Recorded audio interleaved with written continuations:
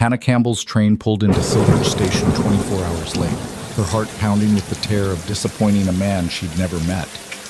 But nothing could have prepared her for the station master's words. James Blackwell? Shot dead 2 days ago, ma'am. 1 day late, and the stranger who'd promised her a new life was already in the ground. Standing alone on that windswept platform with nothing but a worn satchel and shattered dreams, Hannah faced the most terrifying question of her life. What now? If you're watching this story unfold, please stay until the very end to see how Hannah's tragedy transforms into something beautiful. And don't forget to comment with your city or country so I can see how far this tale of love and second chances has traveled across the world. Now, let me take you back to that fateful day in 1875 Colorado territory. The train's whistle cut through the Colorado twilight like a wounded animal's cry, and Hannah Campbell pressed her gloved hand against the soot-stained window, watching the desolate landscape roll past. Silveridge Station was supposed to have appeared an hour ago, then 2 hours ago. Now, as the sun bled crimson across the horizon and shadows stretched long across the prairie, she realized with mounting dread that she was arriving a full day behind schedule, 24 hours late to meet her future husband, a man she'd never seen except in one faded photograph, a man whose careful, measured letters had convinced her to leave everything she'd ever known in Boston and journey 3,000 miles west to become his wife. Hannah's fingers trembled as they traced the outline of the last letter in her pocket, the paper soft from countless readings. Miss Campbell, it had begun in James Blackwell's precise script. I am not a man of poetry or flowery words, but I am a man of my word. I have a good ranch, a sound house, and a life that needs a woman's grace to make it complete. If you can find it in your heart to trust a stranger, I promise you will want for nothing and be treated with the respect every woman deserves. I'll be waiting at Silveridge Station on October 15th at 2 o'clock sharp. Yours in hopeful anticipation, James Blackwell. October 15th, 2 o'clock sharp. It was now October 16th and the sun was setting. Silveridge Station! Next stop, Silveridge Station! The conductor's voice boomed through the car, jolting Hannah from her spiral of anxiety. She smoothed down her travel-worn dress, the best she owned, navy blue with modest lace at the collar, now wrinkled and dusty despite her efforts to keep it pristine. Her auburn hair, carefully arranged that morning in Boston, was it really only 3 days ago? Had largely escaped its pins during the endless journey. She looked, she knew, like exactly what she was. A desperate woman who'd gambled everything on a stranger's property. The train lurched and groaned, metal screaming against metal as it slowed. Through the window, Hannah caught her first glimpse of Silveridge, a collection of rough-hewn buildings huddled against the vast emptiness of the Colorado plains. It looked even smaller and more isolated than she'd imagined, which was saying something. The station itself was little more than a wooden platform with a small office attached, weathered gray by wind and time. Her heart hammered as the train shuddered to a final stop. Around her, the other passengers, mostly men in dusty work clothes, gathered their belongings with practiced efficiency. She was the only woman in the car, and she'd felt their curious and sometimes unsettling stares throughout the journey. End of the line, miss, the conductor said, appearing beside her seat. His weathered face softened with something like pity. You got folks meeting you here? Yes, Hannah said, her voice steadier than she felt. Yes, I do. But as she stepped onto the platform, clutching her single battered satchel that contained everything she now owned in the world, that certainty evaporated like morning dew under a merciless sun. The platform was nearly empty. A few men loaded cargo onto a waiting wagon. A woman with 2 small children hurried toward a man who swept them up with obvious joy. A dog nosed around the station office, searching for scraps. No tall rancher waited with hat in hand and hope in his eyes. No James Blackwell. Hannah set down her satchel and smoothed her dress again, a nervous habit. Perhaps he'd been delayed. Perhaps he'd grown tired of waiting yesterday and would return today, just in case. The thought made her stomach clench with shame. What kind of man would want a bride who couldn't even arrive on time? Help you, miss? She turned to find an elderly man with a silver mustache emerging from the station office, a green eye shade pushed back on his weathered forehead. Yes, thank you. Hannah straightened her shoulders, determined to maintain some dignity. I'm looking for James Blackwell. He was supposed to meet me here. She hesitated over how to describe herself. I'm expected at his ranch. The man's expression changed instantly, shifting from mild curiosity to something else. Something that made Hannah's blood run cold. Pity. Deep, profound pity. You're the mail-order bride, he said softly. It wasn't a question. I prefer to think of myself as his intended, Hannah replied with as much dignity as she could muster, though her heart had begun to race with a nameless dread. Is Mr. Blackwell here? I know I'm late. The train was delayed in Kansas City. But if you could direct me to... Miss... The station master removed his eye shade completely, his weathered hands twisting it unconsciously. Miss, I'm real sorry to be the one to tell you this, but James Blackwell, he's dead. The world tilted. Hannah's satchel slipped from her numb fingers and hit the platform with a dull thud. The sounds around her, the stamp of horses' hooves, the creak of wagon wheels, the distant laughter of the reunited family, all seemed to come from very far away, muffled as if she were underwater. What? She whispered. It happened 2 days ago. He was in town, at the Silver Star Saloon, when a card game went bad.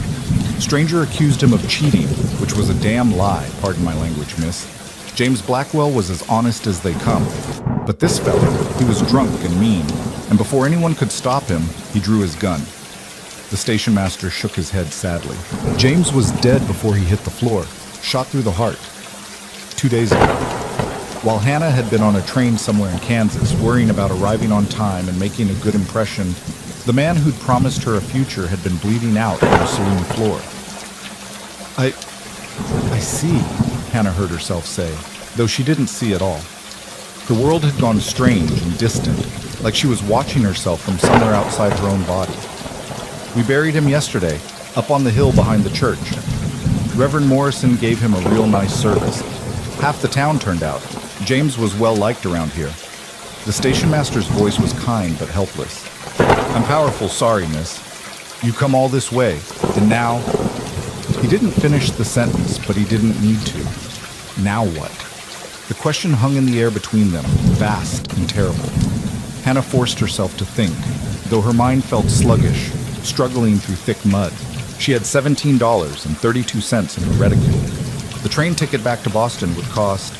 She didn't even know, but certainly more than $17. And even if she could afford the ticket, what waited for her back east? Nothing. That was the brutal truth. She'd left Boston because there was nothing for her there. Her parents, gone 5 years now in the typhoid epidemic. Her brother Thomas, lost at sea just last year. The cramped room she'd shared with 3 other girls at the textile mill, working 14-hour days for wages that barely kept her fed. The foreman with wandering hands and alcohol-heavy breath who'd made it clear that her continued employment depended on being friendlier. She'd answered James Blackwell's advertisement in the Matrimonial Times because staying in Boston meant slowly dying by inches, her youth and health ground away by the mill's relentless machinery and the city's indifferent cruelty. But now, James Blackwell was dead, and she was 3,000 miles from Boston with $17 to her name and nowhere to go. The enormity of her situation crashed over her like a wave, stealing her breath. Her knees went weak, and she reached out blindly for support, finding the rough wood of a platform post. She clung to it, her vision swimming. Easy there, miss.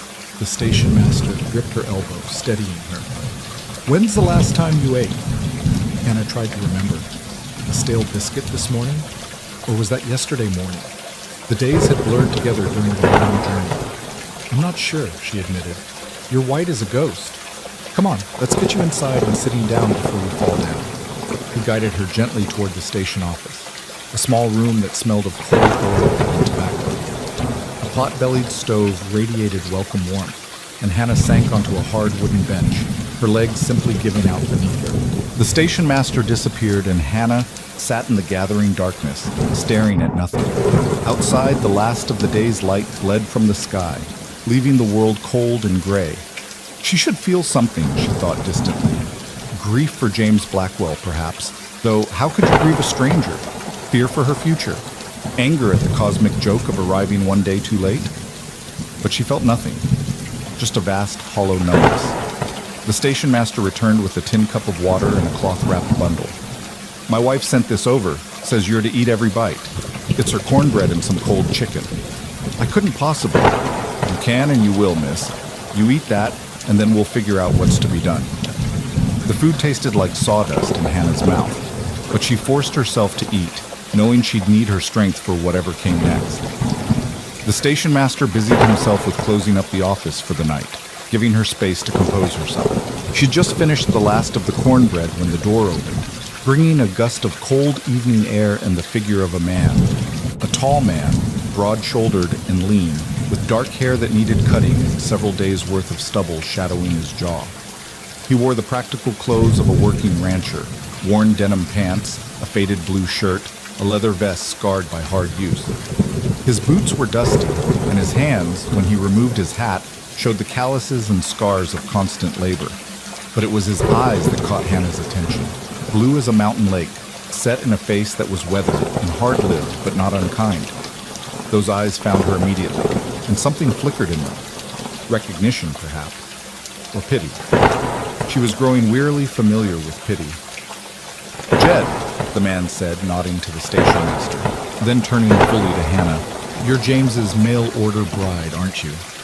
There was no accusation in his voice, just a quiet, rough gentleness that made Hannah's throat tighten dangerously. She nodded, not trusting her voice. "Thought so. I'm Colton Sullivan. James and I, we were friends, good friends. I'm the one who found him after..." He paused, his jaw tightening. "After it happened." "I'm Hannah Campbell," she managed, the social niceties falling from her lips automatically despite the unreality of the situation. "I'm very sorry for your loss." Something that might have been bitter amusement crossed Colton Sullivan's weathered face. "I'm sorry for yours, Miss Campbell. You came a long way for a future that's not waiting." The blunt truth of it hit harder than any gentle platitude could have. Hannah felt her carefully maintained composure begin to crack. "I was late," she heard herself say, her voice thin and strange. "The train was delayed in Kansas City. There was a problem with the engine, and we sat there for 8 hours. I was supposed to arrive yesterday, but I was late, and now he's..." Her voice broke. "If I'd been on time, maybe I could have..." "No!" Colton's voice cut through her rising hysteria with firm kindness. "Don't do that to yourself, Miss Campbell. What happened to James had nothing to do with you. He went into town for supplies, got into the wrong place at the wrong time with the wrong man. You being here a day earlier wouldn't have changed a damn thing, pardon my language. But now I'm here, and he's gone, and I don't..." Hannah pressed her hands to her face, feeling the hot sting of tears she'd been holding back since the station master's terrible announcement. "I don't know what to do." A heavy silence filled the small office. Through her fingers, Hannah heard the soft creak of leather as Colton shifted his weight, the distant bark of a dog outside, the whistle of wind through the station heat. "Miss Campbell," Colton said finally, his voice low and careful, "you shouldn't face this town alone tonight. My sister Sarah runs a boarding house here in Silvidge. Clean, respectable, safe. Let me take you there. You can get a proper meal, a good night's rest, and tomorrow we can figure out what comes next." Hannah lowered her hands and looked up at him, searching his face for any hint of ulterior motive. Back in Boston, she'd learned to read men's faces, to spot the ones who saw a lone woman as an opportunity to be exploited. But Colton Sullivan's blue eyes held only a weary kindness, the look of a man who'd known loss himself and recognized it in others. "Why would you help me?" she asked, her voice barely above a whisper. "You don't know me." "No, ma'am, I don't.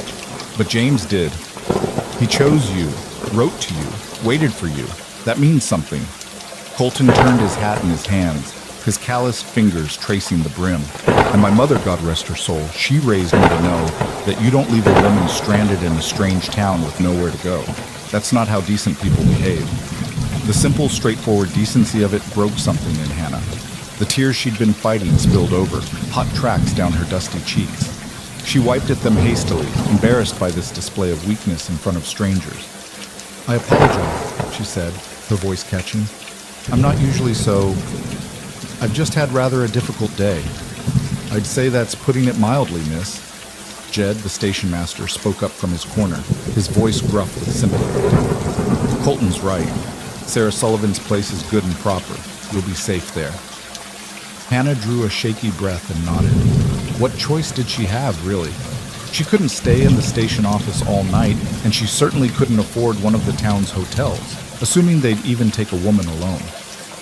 Thank you, she said, rising on unsteady legs. I'm grateful for your kindness, Mr. Sullivan. Just Colton, please. He picked up her satchel with one hand. It looked light as a feather in his work-hardened grip, and gestured toward the door with the other. My wagon's just outside. It's not fancy, but it'll get us there. As Hannah followed him out into the gathering darkness, she cast one last look at the empty station platform where she'd expected to begin her new life. Instead, she was following a stranger to an uncertain future, her carefully laid plans in ruins. The evening air bit with the promise of winter. Hannah pulled her thin coat tighter, wishing she'd had the money for something warmer before leaving Boston. Colton's wagon was indeed plain, a working vehicle, not meant for comfort, with a wooden seat and a bed full of supplies covered by a tarp. He helped her up onto the seat with an easy strength, his hand warm and steady through her glove. Then he walked around and swung up beside her, taking the reins with practiced ease. Silvage isn't much to look at, he said as he clicked to the horses, but the people are mostly decent. Sarah will take good care of you tonight. They rode in silence down the main street of Silvage, and Hannah took in her surroundings with a kind of numb detachment. The town was small and rough, the buildings mostly false-fronted wooden structures that looked barely substantial enough to withstand the harsh prairie winds. A general store, its windows dark now. A saloon, the Silver Star, she realized with a cold jolt, the place where James Blackwell had died, with light and noise spilling from its doors. A bank, a livery stable, a few other establishments she couldn't make out in the darkness. And people. Men mostly, standing in doorways or walking the muddy street, who turned to watch as Colton's wagon passed. Their eyes lingered on Hannah with open curiosity and something else. Speculation, perhaps. News traveled fast in a small town, and she had no doubt they all knew who she was and why she'd come. The mail-order bride who'd arrived too late. The thought made her cheeks burn with humiliation. She stared straight ahead, refusing to meet their curious gazes. Don't mind them, Colton said quietly, as if reading her thoughts. Small town, not much happens. You're just novelty.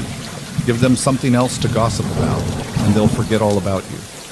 Hannah wasn't sure whether that was meant to be comforting or not. They turned off the main street onto a quieter lane and pulled up in front of a two-story house that looked marginally more substantial than most of the buildings in town. Warm light glowed in the windows, and a neatly painted sign by the door read, Sullivan's Boarding House, respectable lodging for respectable folk. Before Colton could help her down, the front door flew open and a woman emerged, backlit by the interior lamp. She was perhaps 30, with dark hair pulled back in a practical bun, and a face that shared Colton's strong features, but was softened by femininity and an air of capable warmth. Colton Sullivan, is that you finally? I was starting to worry you'd... She stopped mid-sentence as she caught sight of Hannah. Her eyes widened with understanding. Oh, you poor dear. You're her, aren't you? James's bride? Sarah, this is Miss Hannah Campbell. Colton had come around the wagon and was helping Hannah down, her legs stiff and unsteady from the long day's travel. She just arrived on the evening train. She doesn't know anyone in town, and I thought maybe you'd have a room available for her. Available? Of course I have a room available. Sarah came down the porch steps with a swish of practical calico skirts. Up close, Hannah could see she had the same striking blue eyes as her brother, but where his were guarded and careful, hers were warm with immediate sympathy. You poor thing, you look absolutely done in. Come inside right now, both of you. I've got stew on the stove and fresh bread, and Miss Campbell, you look like you haven't had a decent meal in days. I couldn't impose, Hannah began, but Sarah cut her off with a firm but kind tone. Nonsense. You're not imposing. You're accepting help, which is what any sensible person does when they need it. Now come along before you catch your death in this cold. Hannah found herself being gently but inexorably shepherded up the porch steps and into the boarding house. The interior was simple but spotlessly clean. with worn but comfortable-looking furniture and lamps that cast a warm golden glow. The smell of beef stew and fresh bread made Hannah's stomach clench with sudden, fierce hunger. "Sit down right there," Sarah commanded, pointing to a chair by a pot-bellied stove that radiated blessed warmth. "Colton, make yourself useful and get Miss Campbell some water. I'll fix her a bowl of stew." Hannah sank into the chair, too exhausted to protest further. The warmth from the stove seeped into her bones, and she realized she was shaking, not from cold now, but from the accumulated shock and strain of the day. Colton appeared with a tin cup of water, which Hannah accepted gratefully. Their fingers brushed briefly, and she was struck again by how warm and steady his hand was, calloused from hard work, but somehow comforting in its solidness. "Thank you," she murmured. He nodded and moved away, giving her space while still remaining nearby. Sarah bustled about with efficient energy, ladling stew into a bowl and cutting thick slices from a loaf of bread that looked fresh from the oven. "Here now, eat this," Sarah said, pressing the bowl and bread into Hannah's hands. "Don't worry about manners or making conversation. Just eat." The stew was rich and savory, thick with beef and vegetables, and the bread was soft and warm. Hannah ate mechanically at first, then with increasing hunger as her body reminded her that she'd barely eaten in 2 days. Sarah and Colton let her eat in peace, speaking quietly to each other across the room. "Rode out to the ranch today to check on things," Colton was saying. "Stock looks good, but the place is going to need someone to manage it soon. James's cousin back east is the next of kin, but word is he doesn't want to leave Philadelphia." "What'll happen to it?" Sarah asked. "Probably go up for sale. It's a good property. Someone will want it." Hannah finished the stew and set down the bowl, feeling marginally more human. Sarah immediately appeared with a cup of hot tea, pressing it into Hannah's hands. "Now then," Sarah said, pulling up a chair and sitting down across from Hannah, with the air of a woman ready to tackle problems head on. "Let's talk practical matters. You've had a terrible shock, and you're going to need time to figure out what comes next. You're welcome to stay here for as long as you need. I charge $2 a week for room and board, meals included, but..." $2, Hannah echoed faintly. Even that modest sum would exhaust her meager savings in less than 2 months. "But," Sarah continued firmly, "we can work something out. If you're willing to help around the boarding house, cooking, cleaning, that sort of thing, I can reduce the rate considerably. I could use the help anyway." It was charity, kindly offered, but Hannah felt what remained of her pride rebel against it. She'd worked for everything she'd had in Boston, asked no one for handouts, but what choice did she have now? "That's very kind," she said carefully, "but I can't take advantage..." "You're not taking advantage of anything," Colton spoke up from where he stood by the stove, his arms crossed over his broad chest. "Sarah's offering you work for room and board. That's not charity, that's employment." "Exactly right," Sarah agreed. "And heaven knows I need the help. This place doesn't run itself, and I've been doing it alone since our parents died. Another pair of capable hands would be a blessing." Hannah looked between them, these kind strangers who were offering her a lifeline when they owed her nothing. Her throat tightened again with tears that she absolutely refused to shed. She'd already shown enough weakness for one day.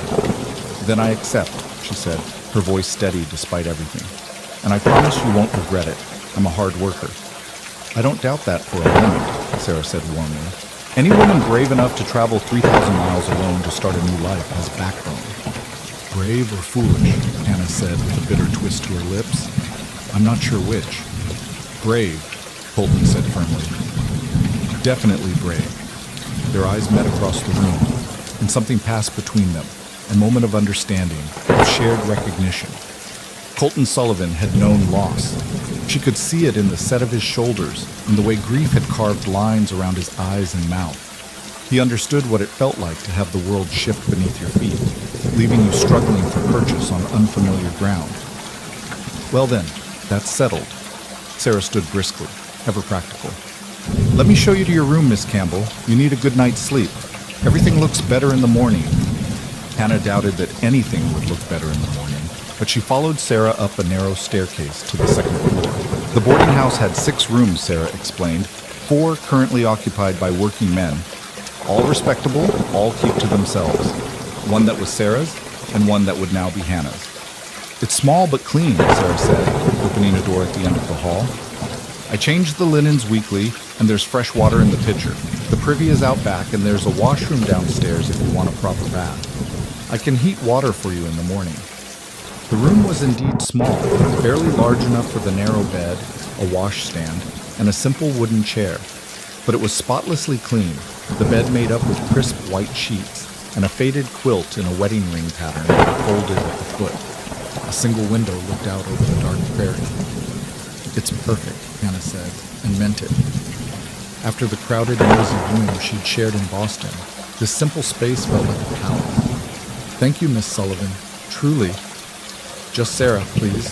We'll be working together after all. No need for formality." Sarah squeezed Hannah's shoulder gently. "Get some rest now. We'll talk more in the morning about what needs doing around here." When Sarah had gone, Hannah sank onto the edge of the bed and finally allowed herself to simply sit in silence.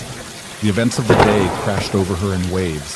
The terrible announcement at the station, Colton Sullivan's unexpected kindness, this small safe room where she could rest.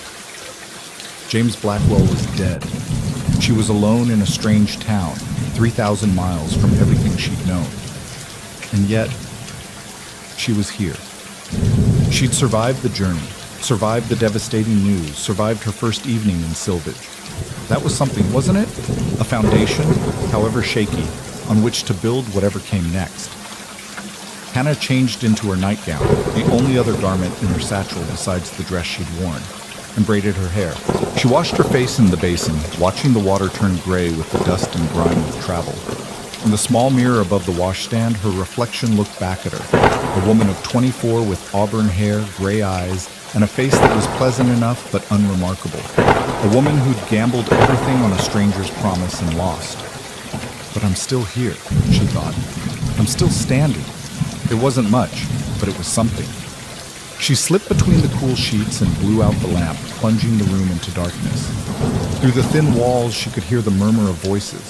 Sarah and Colton still talking downstairs. She wondered what they were saying about her, this unexpected complication that had arrived on the evening train. Despite her exhaustion, sleep eluded her. Hannah lay in the darkness, her mind racing. What would she do? How long could she stay here, imposing on Sarah's kindness? And then what? Save enough money to go where? Back to Boston? She couldn't face that, returning to the mill and the grinding poverty she'd barely escaped. West to California?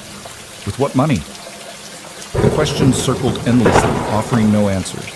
Somewhere in the small hours of the morning, exhaustion finally claimed her, pulling her down into a restless sleep haunted by dreams of trains that never arrived and strangers' faces she couldn't quite see.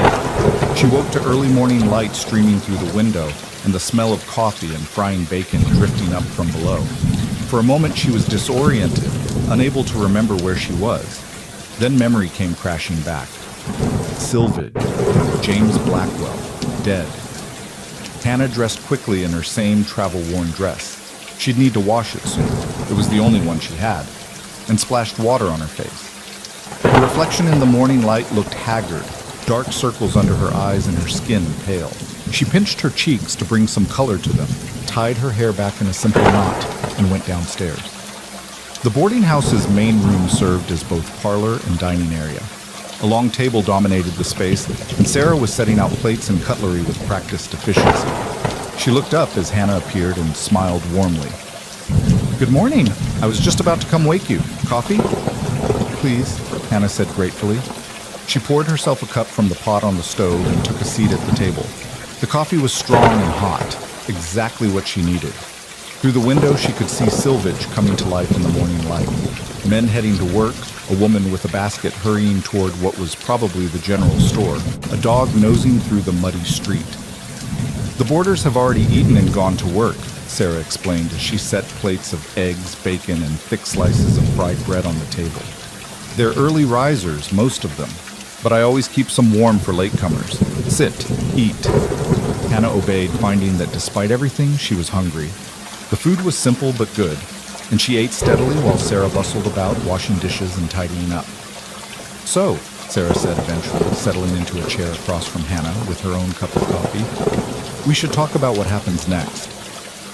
Hannah set down her fork and met Sarah's eyes. "I need work. Real work, with real wages. I can cook, clean, sew, do laundry, anything honest. I worked in a textile mill back in Boston, so I'm used to long hours and hard work. Well, you're in luck then, because I genuinely do need help here. I've been managing alone, but it's exhausting. If you're willing to help with cooking, cleaning, washing linens, and general upkeep, I can offer you room and board plus $3 a week. That's fair wages for the work involved. $3 a week. It wasn't much, but it was honest pay for honest work. Hannah could save it, slowly building a small cushion against whatever the future held. That's more than fair, Hannah said. When do I start? Sarah laughed. How about after breakfast? No time like the present, I always say. They were clearing away the breakfast dishes when a knock came at the door. Sarah went to answer it, and Hannah heard a man's voice, familiar, low and rough-edged. Colton. Morning, Sarah. Wanted to check on Miss Campbell, see how she's settling in. She's doing just fine. Come in, Colton. We're just finishing up breakfast. Colton stepped into the main room, removing his hat. He looked tired, Hannah thought, like he hadn't slept all week. His dark hair was damp, as if he'd just washed, and he wore the same practical work clothes as yesterday, clean but well-worn. Morning, Miss Campbell, he said, nodding to her. You get any rest? Some, Hannah replied. Thank you for everything yesterday. Your kindness meant more than I can say. Just doing what anyone would do. But his eyes held something warmer than his modest words suggested. Listen, I was wondering if you might want to ride out to James's place today. His ranch, I mean. It's about 3 miles outside town. I need to check on the stock, and I thought you might want to see the place, the life he was offering you. Hannah's first instinct was to refuse. What good would it do to see what might have been? But then something stubborn in her reconsidered. She'd come all this way. She deserved to see what James Blackwell's promise had really meant. Yes, she heard herself say. I'd like that. Colton nodded, as if he'd expected this answer. I'll come back for you in an hour, if that suits. Give you time to finish up here. After he'd gone, Sarah gave Hannah a considering look. Colton's a good man. One of the best I know, actually, though he's had his share of hard times. What happened? Hannah asked, unable to help her curiosity. Lost his wife and baby daughter 3 years ago. Typhoid fever, same epidemic that took our parents. Nearly destroyed him. Sarah's voice was soft with old grief. He and James Blackwell, they helped each other through the worst of it. James had lost his own wife the year before in childbirth. They understood each other's grief. So much loss, Hannah thought. This harsh land seemed to demand terrible prices from those who tried to make a life here. True to his word, Colton returned an hour later with his wagon. Hannah had changed into the only other dress she owned, a simple gray cotton that had seen better days but was at least clean. She'd pinned up her hair more neatly and tried to make herself presentable, though she wasn't entirely sure why it mattered. The ride out of town took them onto the open prairie, and Hannah got her first real look at the Colorado Territory by daylight. The land stretched endlessly in all directions, rolling hills covered in tough prairie grass that had turned golden with the approaching winter. In the distance, mountains rose purple against a sky so blue it almost hurt to look at. The air was thin and cold, carrying the scent of sage and dust. It's so vast, Hannah said, overwhelmed by the sheer scale of the landscape. That it is, Colton agreed. Overwhelming at first, especially if you're used to cities, but you get accustomed to it. Start to need all this space around you. I can't imagine feeling that way. Give it time. They rode in companionable silence for a while. Hannah found herself relaxing slightly in Colton's presence. He didn't push for conversation, didn't ask uncomfortable questions about her feelings or her plans. He simply drove the wagon with steady confidence, occasionally pointing out a landmark or a distant building. That's the Henderson place, he said, gesturing to a distant ranch house. And over that ridge is the Bartlett spread, James's property. Well, it's just ahead now. They crested a low rise, and Hannah saw it. A modest ranch house of weathered wood with a barn and several outbuildings, surrounded by rough-fenced pastures where cattle grazed. It was simple, practical, and solid. The home of a working rancher, not a rich man, but a man who'd built something real with his own hands. He built most of it himself, Colton said quietly as they approached. The house, the barn, Took him 5 years of hard work. He was proud of it. He pulled the wagon to a stop in front of the house, and they sat for a moment in silence. Hannah stared at the building, trying to imagine the man who built it, who'd written to her in his careful, formal way, who'd hoped she might help him turn this house into a home. A man she'd never know now. "Would you like to see inside?" Colton asked gently. Hannah nodded, not trusting her voice. The house was unlocked. "No one locks their doors out here," Colton explained, and they stepped into the dim interior. It smelled of dust and abandonment, though James had been gone only days. The main room served as kitchen and living area combined, with a cast-iron stove, a rough-hewn table, and a few simple chairs. Everything was neat and orderly. The possessions of a man who lived alone and took care of his own space. 2 bedrooms, Colton said, gesturing to doors on either side of the main room. His and one he was fixing up for, well, for you, I suppose. Hannah moved through the house slowly, taking it all in. The bedroom James had prepared for her held a bed frame, a washstand, and a chest of drawers. Simple curtains hung at the window, the fabric new and still crisp. On the dresser sat a small vase, empty, but clearly chosen with care. He'd been preparing for her arrival, making the house ready, hoping.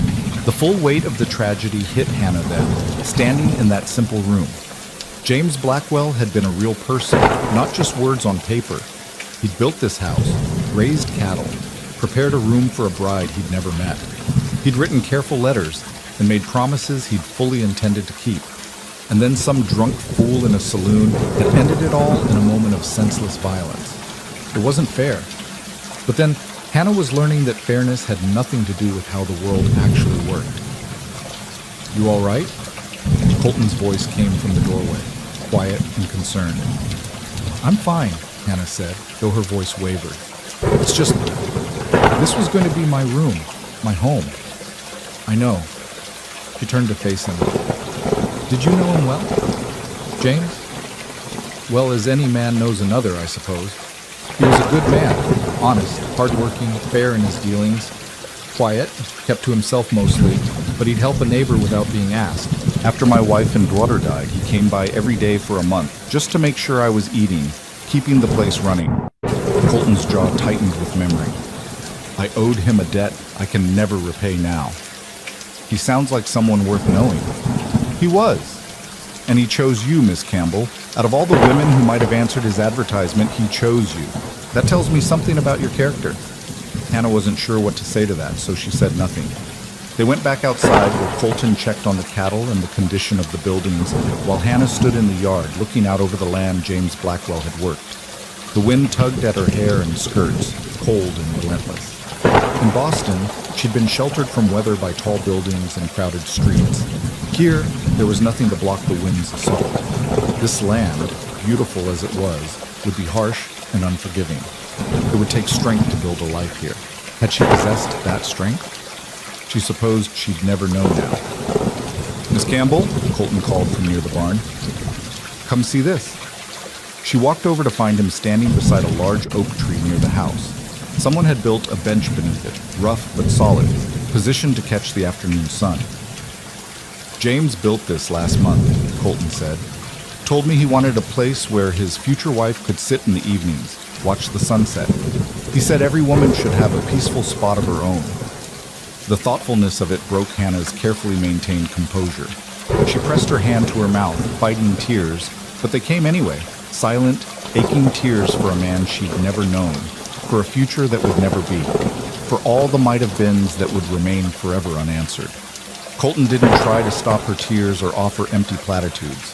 He simply stood nearby, solid and steady, giving her the space to grieve while making sure she wasn't alone. When the tears finally subsided, Hannah wiped her eyes with shaking hands. "I'm sorry, I don't usually..." "Don't apologize for tears, Miss Campbell. Lord knows this situation has earned them." They stood together in silence for a long moment, the wind rustling through the prairie grass, a hawk circling high overhead. "What'll happen to this place?" Hannah finally asked. "Like I told Sarah, it'll probably go up for sale. James's cousin back east is the heir, but he's got no interest in ranching. Someone will buy it. It's good land, decent house, healthy stock." Someone else will make a life here. That's how it goes. The ride back to town was quiet, both of them lost in their own thoughts. When they reached Sarah's boarding house, Colton helped Hannah down from the wagon. "Thank you for taking me out there," she said. "It helped, I think, to see it, to know what it was he was offering." "You're welcome." Colton hesitated, then added, "Miss Campbell, I know you're still figuring out what comes next, and that's natural, but I want you to know you're not alone in this town. Sarah and I will help however we can. You've got friends here, even if you didn't know it yesterday." The simple kindness of it tightened Hannah's throat again, but she managed a genuine smile. "Thank you, Colton. That means more than you know." As she watched him drive away, Hannah realized something had shifted inside her. Yesterday, standing on the station platform with her shattered dreams around her feet, she'd felt utterly defeated, as if her life had ended along with James Blackwell's. But today, having seen the ranch he'd built, having accepted Sarah's offer of work and Colton's offer of friendship, she felt something different stirring. Not hope, exactly. That was too strong a word yet. But maybe possibility. She'd survived the worst day. She had a place to sleep, work to do, and people who'd shown her kindness when they owed her nothing. It wasn't the future she'd planned, but it was a foundation. And foundations, Hannah thought as she climbed the boarding house steps, were where you started to build. The days that followed settled into a rhythm that Hannah found unexpectedly comforting. She rose each morning before dawn, helping Sarah prepare breakfast for the boarders. 5 men who worked various jobs around Silvage and kept to themselves with the quiet courtesy of those who understood the value of a clean, well-run establishment. After the men left for their work, Hannah and Sarah would tackle the day's tasks together, washing dishes, scrubbing floors, changing linens, preparing the midday and evening meals. It was hard work, the kind that left Hannah's back aching and her hands raw despite the lard Sarah insisted she rub into them each night. But it was honest work, and there was satisfaction in seeing a room transformed from disorder to cleanliness, in watching bread rise golden in the oven, and knowing she was earning her keep rather than accepting charity. Sarah proved to be excellent company, practical, warm-hearted, and possessed of a dry wit that often caught Hannah by surprise. She'd been running the boarding house for 3 years, ever since the typhoid epidemic had taken both their parents within a week of each other. "Colton wanted me to move out to his ranch," Sarah confided one morning as they hung laundry on the line behind the house, their breath misty in the cold air. "Said I shouldn't be running a business alone in town, that it wasn't proper for a woman. But I told him I'd go mad out there with nothing but cattle and prairie for company. At least here I have people around, work that keeps me busy."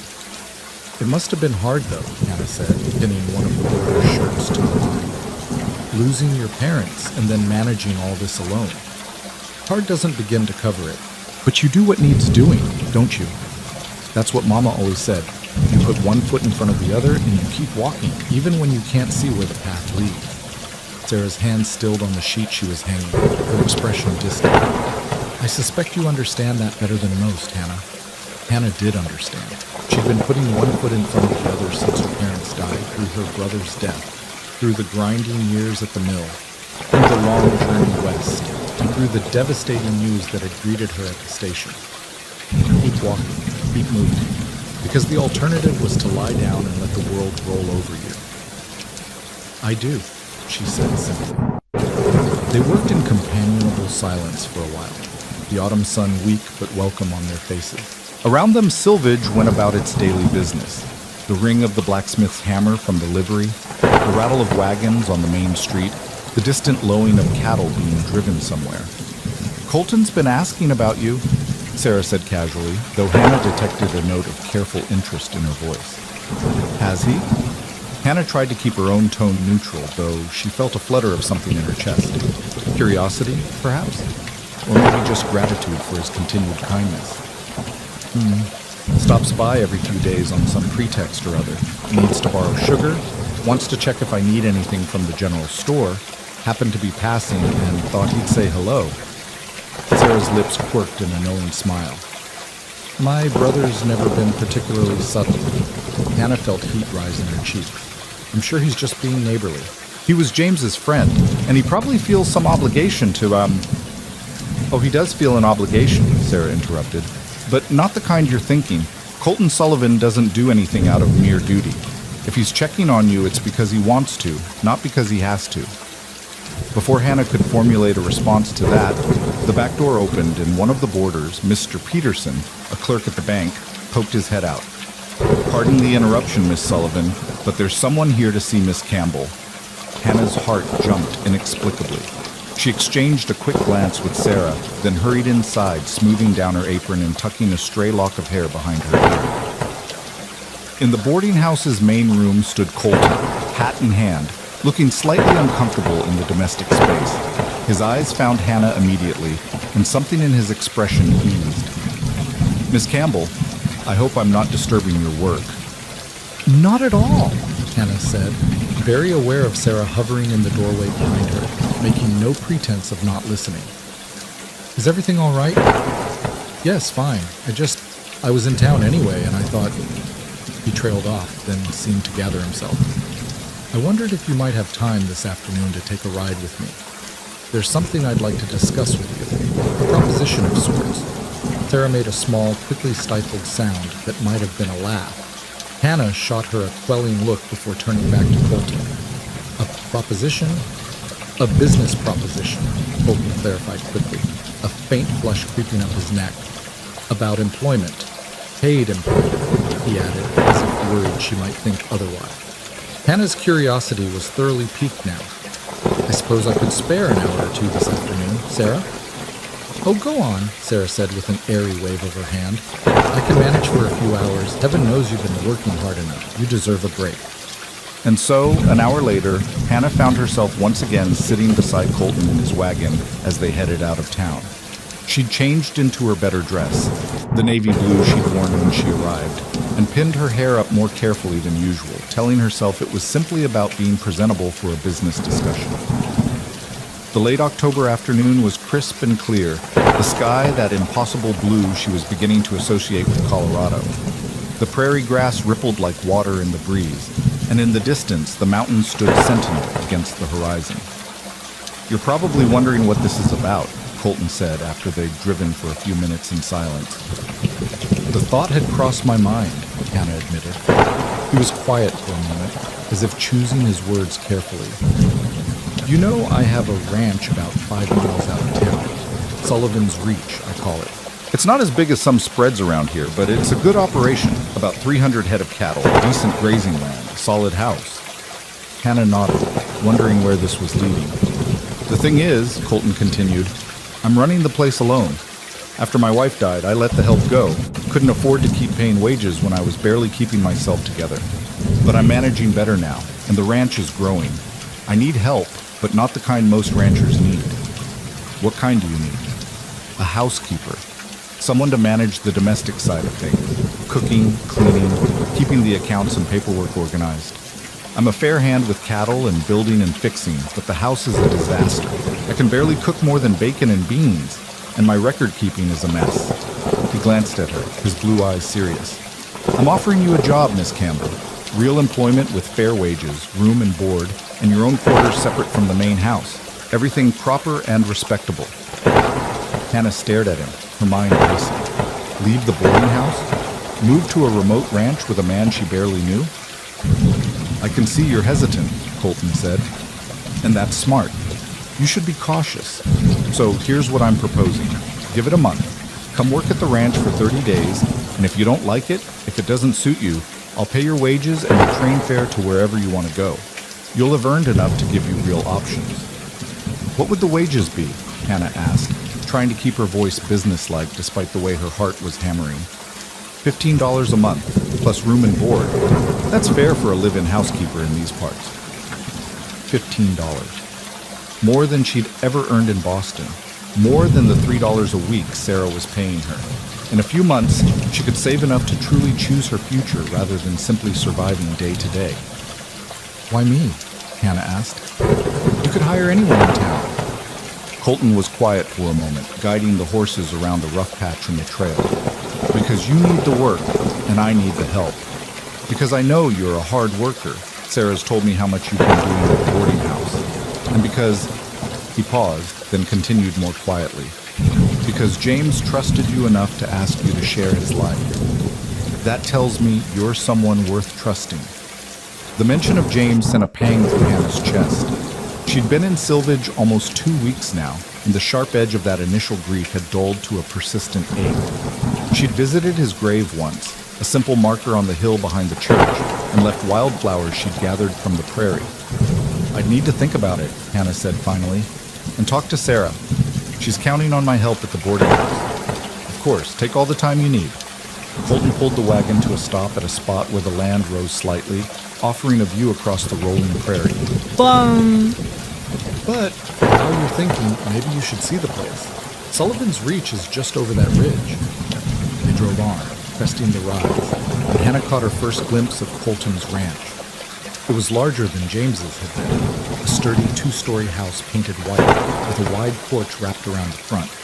A substantial barn, several outbuildings, and well-maintained fencing spoke of a prosperous operation. Cattle grazed peacefully in the near pastures, their coats glossy in the afternoon sun. "You built all this?" Hannah asked, genuinely impressed. "Most of it. My father started the ranch, and when he died, it came to me. I've been building it up ever since." There was quiet pride in his voice, the satisfaction of a man who'd created something solid and lasting with his own hands.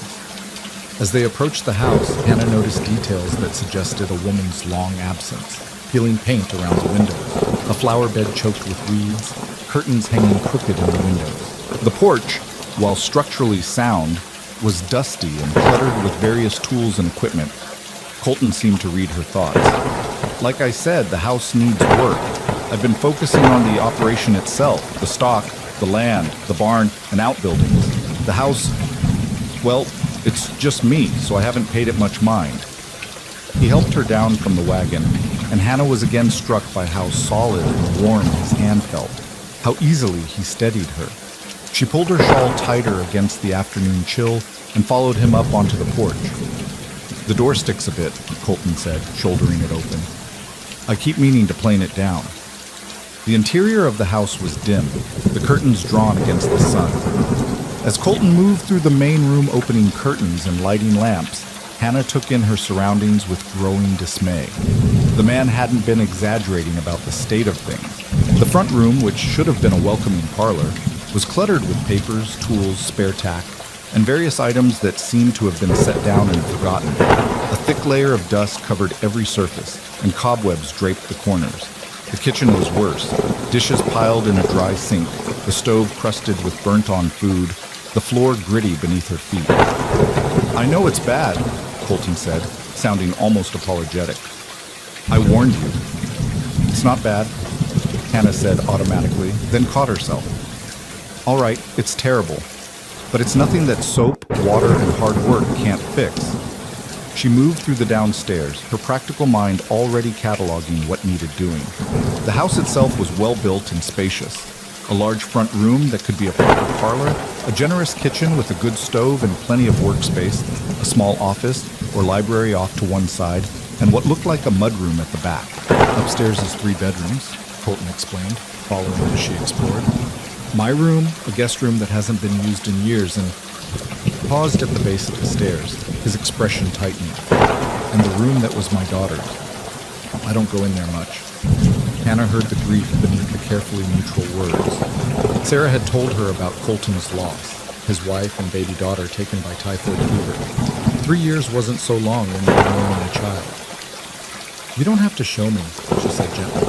"No, it's all right. If you're going to work here, you should see the whole house." He led her upstairs, pointing out his bedroom. She carefully didn't look inside, feeling it was too intimate, and the guest room, which was dusty but relatively tidy. Then he stopped before a closed door at the end of the hall. This was Grace's room. She was only 2 when... His voice caught, and he cleared his throat roughly. "My wife Emma kept it just so. I haven't changed anything." Hannah wanted to tell him he didn't have to open that door, but he was already turning the handle, pushing it open to reveal a small, bright room. A child's room, frozen in time. A tiny bed with a faded quilt, a rocking chair by the window. A shelf with a few simple toys. Dust motes danced in the afternoon sunlight streaming through the clean windows. The windows were clean, Hannah noticed. This room alone showed signs of careful maintenance, as if Colton couldn't bear to let his daughter's space fall into neglect, even as the rest of the house crumbled around him. She loved that rocking horse, Colton said, nodding toward a small painted horse in the corner. My father made it for her. She'd ride it for hours, singing to herself. Hannah's throat tightened with sympathy. She must have been precious. She was everything. The words were simple, stark, and filled with such profound loss that Hannah had to look away, giving him privacy for his grief. They stood in silence for a moment, then Colton gently closed the door. The guest room would be yours if you took the job. It has its own space, and I'd respect your privacy. The door has a good lock, if that's a concern. I appreciate that, Hannah said, though in truth, she wasn't worried about her safety. Something about Colton Sullivan inspired trust, despite how little she actually knew him. Perhaps it was the way he spoke to her directly, treating her as an equal rather than a woman to be managed or an object to be protected. Or perhaps it was simply the fundamental decency she sensed in him, the same decency that had made him step forward at the train station when a stranger needed help. They went back downstairs and Colton showed her the office, a small room lined with shelves that held a chaotic jumble of papers, ledgers, and books. This is where I try to keep track of the ranch's business, he said with a rueful smile. Try being the operative word. I can manage cattle and land, but paperwork defeats me. I've got receipts from 2 years ago mixed up with current bills, and I'm pretty sure I've lost track of who owes me money and who I owe. Hannah moved to the desk, unable to help herself. She picked up a stack of papers, shuffling through them. Bills of sale, receipts, correspondence, all jumbled together with no apparent system. This is chaos, she said.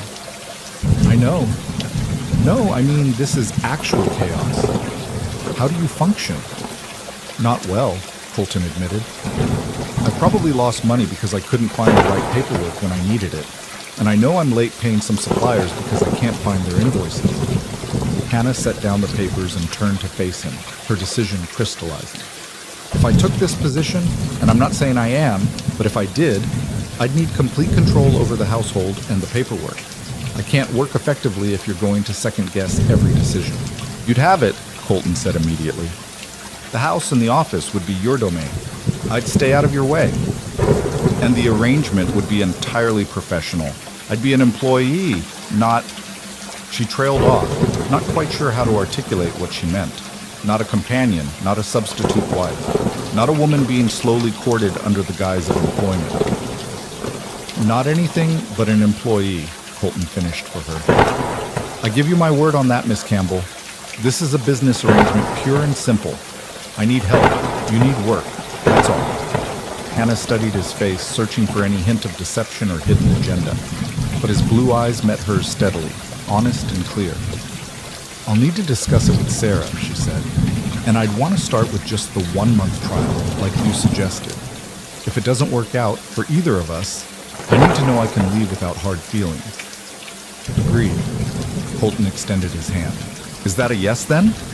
Hannah looked at his outstretched hand, calloused and scarred from hard work, steady and honest. She thought about the cramped room at the boarding house, the $3 a week she was earning, the limited future that path offered. Then she thought about this ranch, this house that needed her, this man who was offering her real wages and real opportunity. She'd taken one enormous gamble when she'd answered James Blackwell's advertisement. That gamble had failed through no fault of her own. But maybe, just maybe, she had one more gamble in her. Hannah placed her hand in Colton's, feeling the warmth and strength of his grip. Yes, I'll give it a month. The smile that broke across Colton's face transformed him, erasing years of grief and hardship and revealing the younger, lighter man he must have once been. You won't regret it, Miss Campbell. I promise you that. Hannah hoped he was right. The ride back to town was filled with practical details. When she could start, what she should bring, what supplies she'd need.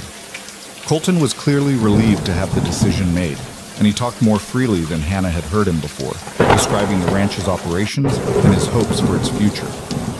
I'm planning to expand the herd next spring, he said. Maybe add another 100 head if the grazing holds up. And I've been thinking about getting some chickens, maybe a milk cow. Haven't had fresh eggs or milk in 3 years. Chickens and a cow would be good, Hannah agreed. And a kitchen garden, come spring. You can't live on bacon and beans alone. See, that's exactly the kind of thinking I need. I focus on the cattle and forget about everything else. When they reached the boarding house, Colton helped Hannah down from the wagon. When can you start? Give me 3 days to help Sarah find someone to replace me. It's not fair to leave her in the lurch. 3 days then. I'll come fetch you on Monday morning, if that suits. Monday morning, Hannah confirmed. She watched him drive away, then turned to find Sarah standing in the doorway, arms crossed, and a knowing smile on her face. So, Sarah said, my brother made you an offer. A business offer, Hannah emphasized, following Sarah inside. Business. Sarah's tone suggested she was deeply skeptical of that characterization. It is business. He needs a housekeeper, and I need better wages than I can earn here. That's all.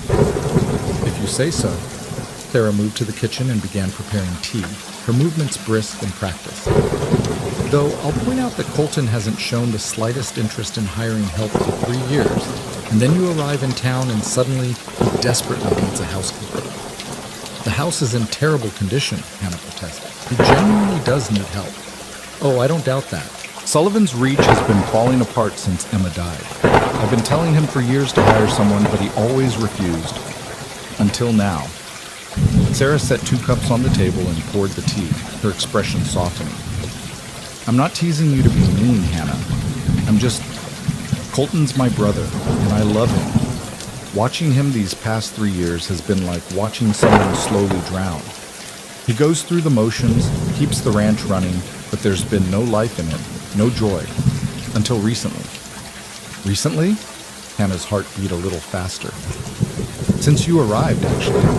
I've seen him smile more in the past 2 weeks than in the past 3 years. Sarah reached across the table and squeezed Hannah's hand. So whether this is purely business or something more, I'm glad. He needs someone to remind him that life is worth living. And I think maybe you need that too. Hannah wanted to protest, to insist again that this was simply employment, nothing more.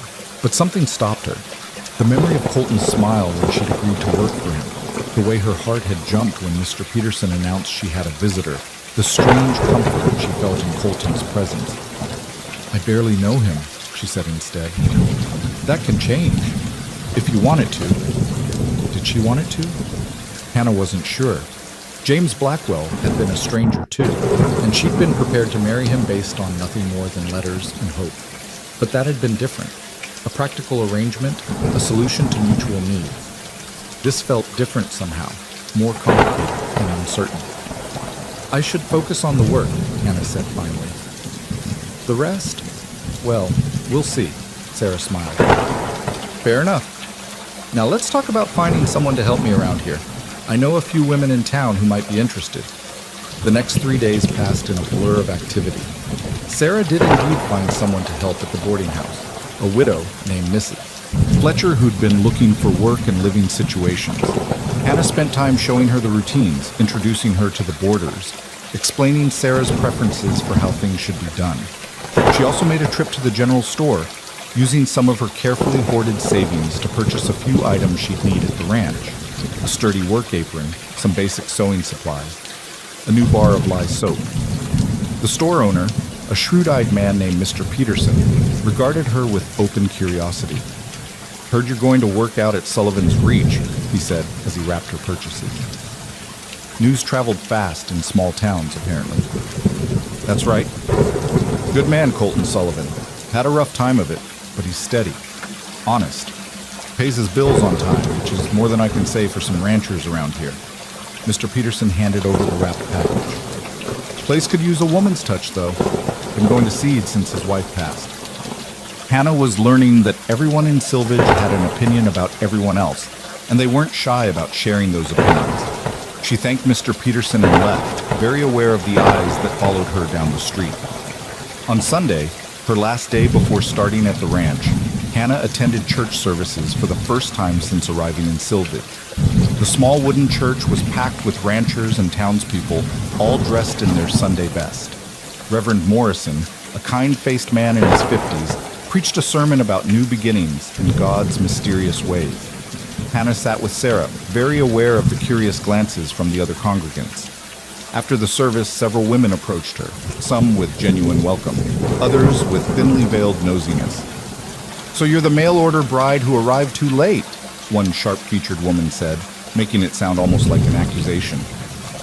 "I'm Hannah Campbell," Hannah replied evenly, refusing to be reduced to that description.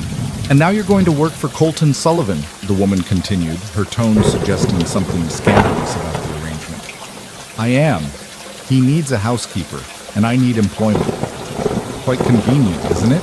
You arrive looking for a husband, and suddenly—" "Mrs. Thornton," Sarah's voice cut across the woman's words, cold as ice. "I think you're needed at the ladies' auxiliary planning meeting. Best hurry along." Mrs. Thornton sniffed disapprovingly but moved away. Sarah rolled her eyes. "Don't mind her. She's been trying to marry Colton off to her daughter for 2 years, and she's bitter that he's not interested." "I'm not trying to marry your brother," Hannah said, lowering her voice. "I know that. You know that. But Mrs. Thornton is going to believe what she wants to believe, and there's nothing to be done about it." Sarah linked her arm through Hannah's. "Come on, let's get you home. Big day tomorrow." That evening, as Hannah packed her few belongings into her satchel, she felt a strange mixture of anticipation and apprehension. She was leaving the safety and familiarity of Sarah's boarding house for an isolated ranch with a man she barely knew. It was another leap into the unknown, another gamble on a future she couldn't predict. But then, that's what she'd done when she'd left Boston, when she'd answered James Blackwell's advertisement. Every step forward required faith in something beyond certainty. She lay awake for a long time that night, listening to the familiar sounds of the boarding house, the creak of floorboards as the other residents settled for the night, the distant sound of piano music from the saloon, the wind rattling the window panes. Tomorrow, everything would change again. Hannah had long since learned that change was the only constant in life. The question was whether this change would lead somewhere better or somewhere worse. She'd find out soon enough. Monday morning dawned clear and cold, frost glittering on the windows like scattered diamonds. Hannah dressed carefully in her gray work dress, pinned her hair back in a practical bun, and carried her satchel downstairs to find Sarah already in the kitchen, preparing breakfast. "Couldn't sleep either?" Sarah asked, pouring coffee. "Too much thinking," Hannah admitted. They ate breakfast together in comfortable silence, years of potential friendship compressed into these few shared beats. Hannah had grown genuinely fond of Sarah, her straightforward manner, her dry humor, her competent kindness. "I'm going to miss you," Hannah said suddenly. "I know I've only been here a short time, but you've been so kind, and I—" "Stop that right now or you'll make me cry," Sarah interrupted, but her eyes were suspiciously bright. "You're only 5 miles away, not moving to California. I'll come visit, and you can come to town. We'll see each other plenty. Promise?" "Promise." Sarah reached across the table and squeezed Hannah's hand. "And Hannah, take care of my brother. He's a good man, but he's been alone with his grief too long.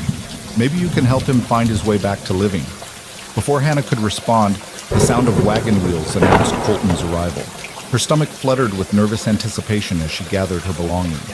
Colton came to the door, hat in hand, looking almost as nervous as Hannah felt. "Morning. You ready?" "As ready as I'll ever be," Hannah said, trying for a lightness she didn't quite feel. The goodbye with Sarah was brief but warm, filled with promises to visit and instructions for Mrs. Fletcher that they both knew the new housekeeper had already heard multiple times. Then Hannah was climbing into the wagon beside Colton, her small satchel at her feet containing everything she owned in the world.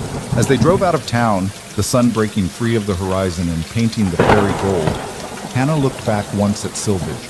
Such a small town, rough and raw, but it had offered her shelter when she'd needed it most. Now she was heading into the unknown again, trusting another stranger with her future. "Nervous?" Colton asked quietly. "A little," Hannah admitted. "That's honest, at least." He kept his eyes on the road ahead, guiding the horses with easy confidence. "For what it's worth, I'm nervous too. Haven't had anyone living at the ranch since Emma and Grace died. It'll be strange having someone else in the house again."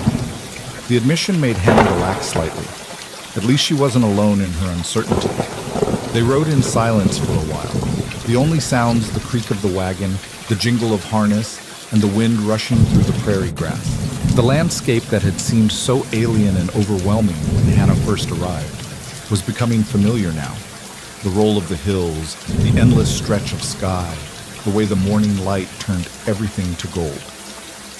"I want you to know," Colton said eventually, "that I meant what I said about this being a professional arrangement. You're my employee, nothing more. I'm not expecting anything beyond honest work for honest wages." "I appreciate that," Hannah said, though some small part of her felt an unexpected flicker of something that might have been disappointment, which was ridiculous. She'd come west looking for practical security, not romance. "But," Colton continued, his hands tightening slightly on the reins, "I also want you to know that you're safe with me. If you ever feel uncomfortable, if anything about this arrangement doesn't suit you, you tell me immediately. You can leave whenever you want, with or without the full month. I'll make sure you have money and transportation. Your safety and comfort come first." The earnestness in his voice touched something deep in Hannah's chest. When had anyone last cared about her comfort, her safety, her well-being? "Thank you," she said softly. "That means more than you know." They crested the familiar rise, and Sullivan's Reach came into view, the White House with its wide porch, the substantial barn, the cattle grazing peacefully in the morning sun. It looked different today, knowing she'd be living here, that this would be her home, at least for a while. Colton pulled the wagon to a stop in front of the house and helped Hannah down. "Let me show you your room first, get you settled. Then we can talk about what needs doing and how you want to organize things." Her room was the guest room she'd seen on her first visit, but Colton had clearly made an effort to prepare it for her arrival. The windows were clean, the floor swept, fresh linens on the bed. A pitcher and basin sat on the washstand, and someone, Colton she realized with a warm flutter, had put a small vase of wildflowers on the dresser. "It's not fancy," he said, hovering in the doorway, "but it's clean and the bed's comfortable. There's a good lock on the door, and this whole end of the hall is yours. I'm on the other end, and I'm a sound sleeper, so you'll have your privacy." "It's perfect," Hannah said, meaning it. The room was simple but bright, with windows that looked out over the prairie. It was twice the size of a room at the boarding house, and it was hers alone. "Thank you for the flowers." Colton looked embarrassed. Sarah said women like that sort of thing. It seemed like the right thing to do. After he'd left her to unpack, which took all of 5 minutes, given how little she owned, Hannah stood at the window, looking out over the land. This was her home now, at least for the next month. She'd make the most of it, prove herself valuable, earn her wages in her place. And maybe, just maybe, she'd find something here beyond just employment and survival. Maybe she'd find a future worth having. Hannah stood at the window for only a moment longer before squaring her shoulders and heading downstairs. There was work to be done, and she'd never been one to shy away from hard work. The enormity of what she'd undertaken became clearer with each room she entered. Colton hadn't exaggerated the state of his house. If anything, he'd understated it. She found him in the kitchen, attempting to make coffee with the uncertain movements of a man who rarely bothered with such niceties. He looked up as she entered, relief plain on his weathered face. "I was trying to get coffee going," he said, gesturing helplessly at the pot. "Thought you might want some after the journey, but I can't seem to—" "Let me," Hannah said, gently taking over. She dumped out his attempt, rinsed the pot, and started fresh with the practiced efficiency of someone who'd made thousands of pots of coffee at the boarding house.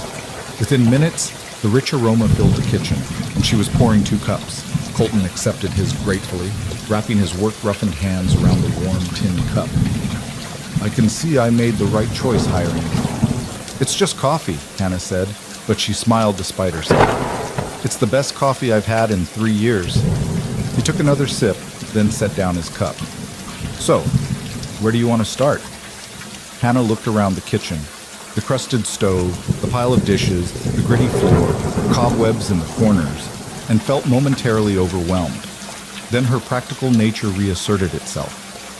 "You ate an elephant 1 bite at a time," her mother used to say. "You tackled an impossible task 1 small step at a time." "I need supplies," she said firmly. "Soap, scrub brushes, clean rags, vinegar, baking soda.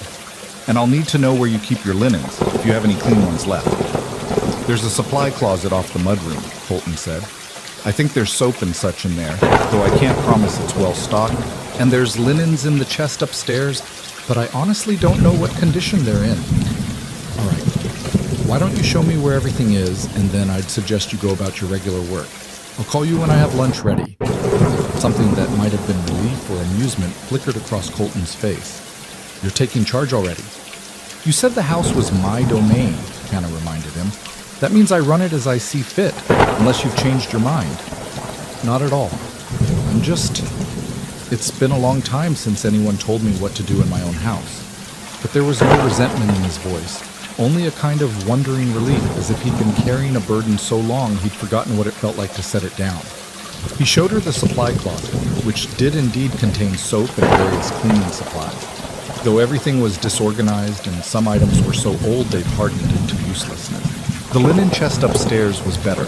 The sheets and towels were old but had been good quality once, and they were at least clean, if musty from long storing. My wife was particular about linens, Colton said quietly, running a hand over a carefully folded sheet. She'd wash and iron them, fold them just so. I haven't touched this chest since she died. Hannah could see that. The careful organization spoke of a woman who'd taken pride in her home, who'd created order and comfort in this harsh land. It made her feel strange, as if she were stepping into a ghost's shoes, trying to fill a space left empty by someone irreplaceable. She had good taste, Hannah said carefully. These are quality linens. She was a quality woman. Colton closed the chest gently, as if tucking away memories along with the fabric.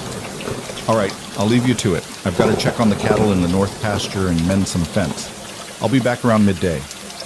After he'd gone, Hannah stood in the quiet house and took a deep breath. Then she rolled up her sleeves and got to work. She started with the kitchen because it was the heart of any home, and because cooking would be impossible in its current state. She heated water on the stove, at least that worked, once she'd cleaned out the firebox and got a proper fire going, and began the long process of scrubbing away years of accumulated grime. The work was hard and messy, but there was something almost meditative about it. Scrub, rinse, scrub again. Watch the layers of dirt give way to clean surfaces. Transform chaos into order, one small section at a time. Her back ached and her hands grew red and raw despite the soap, but she pushed on. By the time Colton returned at midday, she'd transformed the kitchen. The stove gleamed, the dishes were washed and put away in the cabinet she'd scrubbed clean. The floor had been swept and mopped, and the windows sparkled. The table was set with 2 plates, and a simple lunch of bread, cheese, and preserved vegetables from the stores she'd found in the cellar waited. Colton stopped in the doorway, his eyes widening. "I can see the floor," he said, wonder in his voice. I'd forgotten what color it was. Hannah wiped her hands on her apron, suddenly self-conscious. Had she overstepped? Done too much too fast? But Colton's expression held only amazement and what looked like profound relief. "It's just a start," she said. "There's still so much to do. Done too much too fast?"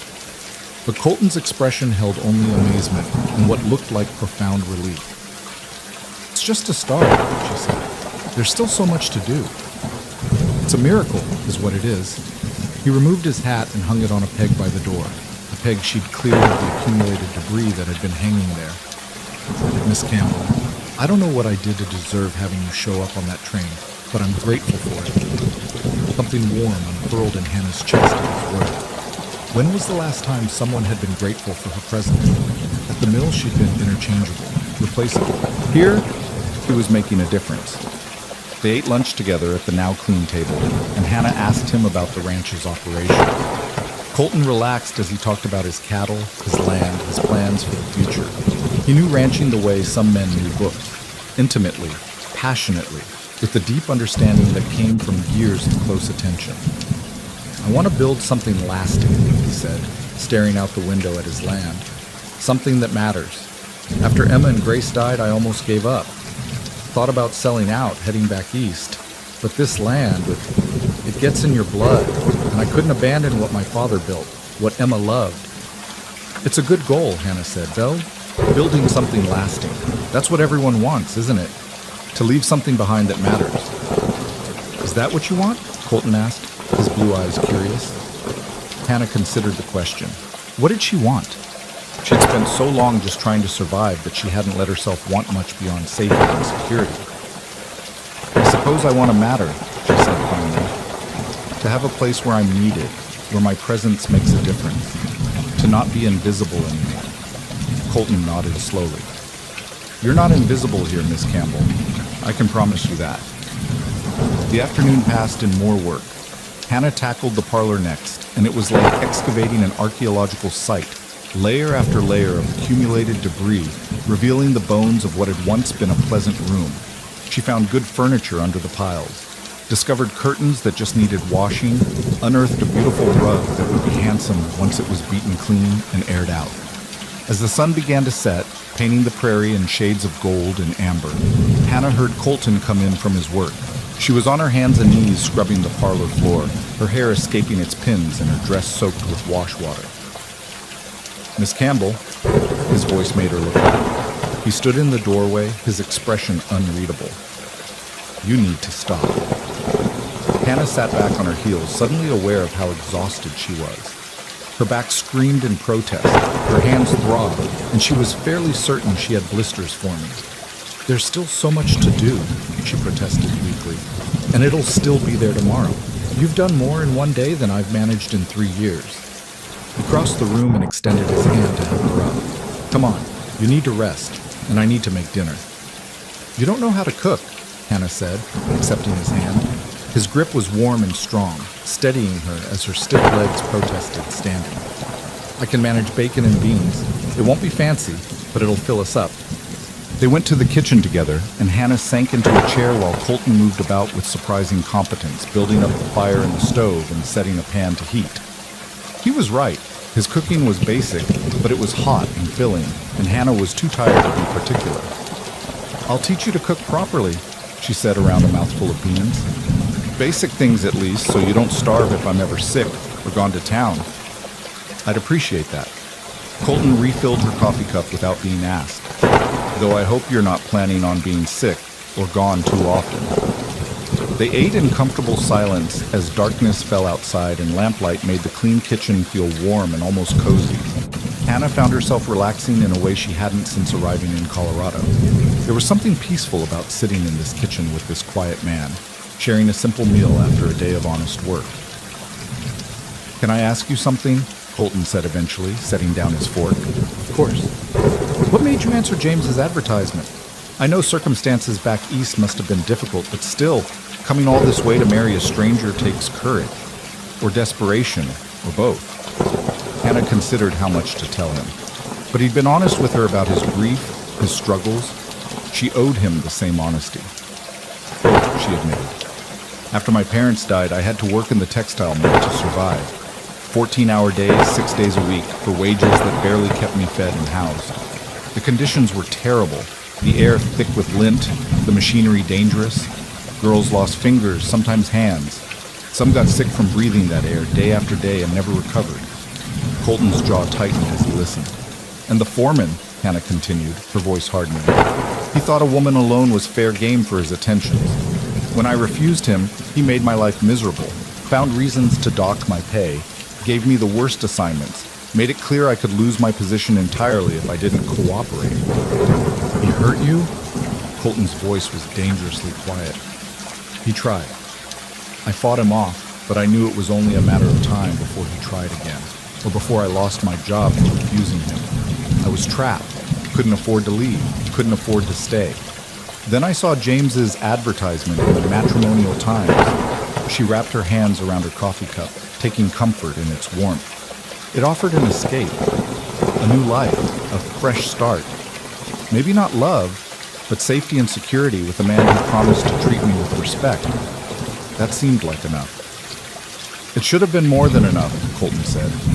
Every woman deserves that much at minimum. Most women don't get even that much. Hannah met his eyes across the table. I took a gamble on a stranger's promises because staying was worse than leaving. And when I arrived too late to meet James, I thought the gamble had failed. But then you offered me this position, and I realized I'd been given a second chance. Not the one I expected, but maybe the one I needed. Something shifted in the air between them, a deepening of understanding and connection. Colton held her gaze for a long moment, and Hannah felt her heartbeat quicken in a way that had nothing to do with exhaustion. "I'm glad you're here," Colton said simply. "For whatever that's worth." "It's worth a great deal," Hannah replied. The days that followed fell into a rhythm that Hannah found both exhausting and deeply satisfying. She rose before dawn to prepare breakfast for Colton before he went out to work with the cattle. After he left, she would tackle another section of the house. The parlor one day, the office the next, then upstairs bedrooms and hallways. Each day brought visible progress, transformation from neglect to care. The office was perhaps the most challenging task. Hannah spent 2 full days just sorting through the chaos of papers, creating order from disorder. She set up a proper filing system, separated bills from receipts, organized correspondence by date. When she finally presented Colton with a clear accounting of what he owed and what was owed to him, his amazement was almost comical. "You're telling me that old Henderson actually owes me $300 for cattle I sold him last spring?" Colton stared at the neatly written ledger Hannah had created. "According to these receipts, yes. He paid half at the time of sale and promised the rest within 3 months. That was 6 months ago. I completely forgot about it. Thought he paid in full." Colton shook his head in wonder. "Miss Campbell, you've just found me money I didn't even know I had." Hannah felt a warm glow of pride. That's what a proper accounting system does. You won't lose track of debts or payments anymore. As the days turned into weeks, the house was transformed. The parlor became a genuinely pleasant room, with clean furniture, aired-out rugs, and curtains that Hannah had washed and rehung. The kitchen gleamed, and Hannah had begun to stock the pantry properly, making lists of supplies they'd need to order from town. She'd even convinced Colton to let her clean his bedroom while he was out working, though she'd been careful to touch only what needed cleaning, respecting his privacy and his memories. The only room she hadn't entered was Grace's nursery. That door remained closed, and Hannah didn't suggest opening it. Some grief needed time and permission, and she had neither the right nor the desire to rush Colton's healing. But she did notice small changes in him as the house came back to life. He smiled more readily. His shoulders didn't carry quite such a heavy burden. He'd even started taking more care with his appearance, shaving more regularly and wearing cleaner shirts. "Sarah visited yesterday while you were in the north pasture," Hannah told him one evening over supper. A proper supper now, with roasted chicken, vegetables, and fresh bread she'd made that afternoon. "Did she?" Colton helped himself to more chicken. "What did she think of the place?" "She said she didn't recognize it, said it looked like a real home again instead of a bachelor's disaster." Hannah smiled at the memory of Sarah's delighted exclamations. "She also said I was performing a miracle." "She's not wrong." Colton met Hannah's eyes across the table. "You've brought this place back to life, Miss Campbell. Brought me back to life, in a way." The intensity in his gaze made Hannah's breath catch. Over the past weeks, she'd grown increasingly aware of Colton in ways that went beyond employer and employee. The way his eyes crinkled when he smiled, the sound of his laugh, rare but genuine when it came, the easy strength in his movements, the competence of his hands, the kindness in his voice when he spoke to her. She'd catch herself watching him sometimes as he worked in the yard, admiring the play of muscles beneath his shirt, the way sunlight caught in his dark hair. And she'd noticed his eyes on her too, not in the predatory way the mill foreman had looked at her, but with something warmer, something that felt like genuine appreciation and growing affection. "It's just housework," Hannah said, but her voice was unsteady. "It's more than that, and you know it." Colton set down his fork and leaned forward. "Hannah, may I call you Hannah?" The use of her first name sent a flutter through her chest. "Yes. Hannah, I want you to know that I value your work here tremendously, but I've also come to value your company, your presence in this house, in my life. It's meant more than I can properly express." Hannah's heart was racing. "Colton, A sharp knock at the door interrupted whatever she'd been about to say. They both startled, the intimate moment broken. Colton rose with obvious reluctance and went to answer it. "Henderson," Hannah heard him say with surprise. "What brings you out here at this hour?" She couldn't hear the response, but Colton's voice when he replied was tight with barely controlled anger. "You're sure about this?" More conversation, and then Colton returned to the kitchen, his expression grim. Behind him came a weathered man in his 60s, hat in hand, looking uncomfortable. "Hannah, this is Mr. Henderson. He has some news." Henderson nodded to Hannah, then turned back to Colton. "I'm real sorry to be bringing this up now, Sullivan, but I thought you should know before everyone in town starts talking. There's been some trouble over at the old Blackwell place." Hannah's attention sharpened at the mention of James's ranch. "What kind of trouble?" Colton asked. "Strangers arrived a few days ago, men from back east, lawyers and such. Turns out James Blackwell's cousin, the one who inherited, he's sold the place. New owner took possession today." Henderson shifted his weight uncomfortably. "Thing is, the new owner, well, it's a woman, young widow from Philadelphia, name of Mrs. Thornton, Catherine Thornton." The name meant nothing to Hannah, but she saw Colton's expression darken. "Any relation to Agnes Thornton in town? Her daughter-in-law, apparently, widow of her son who died in the war. Mrs. Agnes has been writing to her for months, convinced her to come west and buy the Blackwell place." Henderson's discomfort grew. "Word is she's looking to establish herself as a proper rancher, and she's got the money to do it. Brought several hired men with her. Plans to expand operations significantly." "So we have new neighbors," Colton said flatly. "I fail to see why this requires a visit at supper time." Henderson cleared his throat.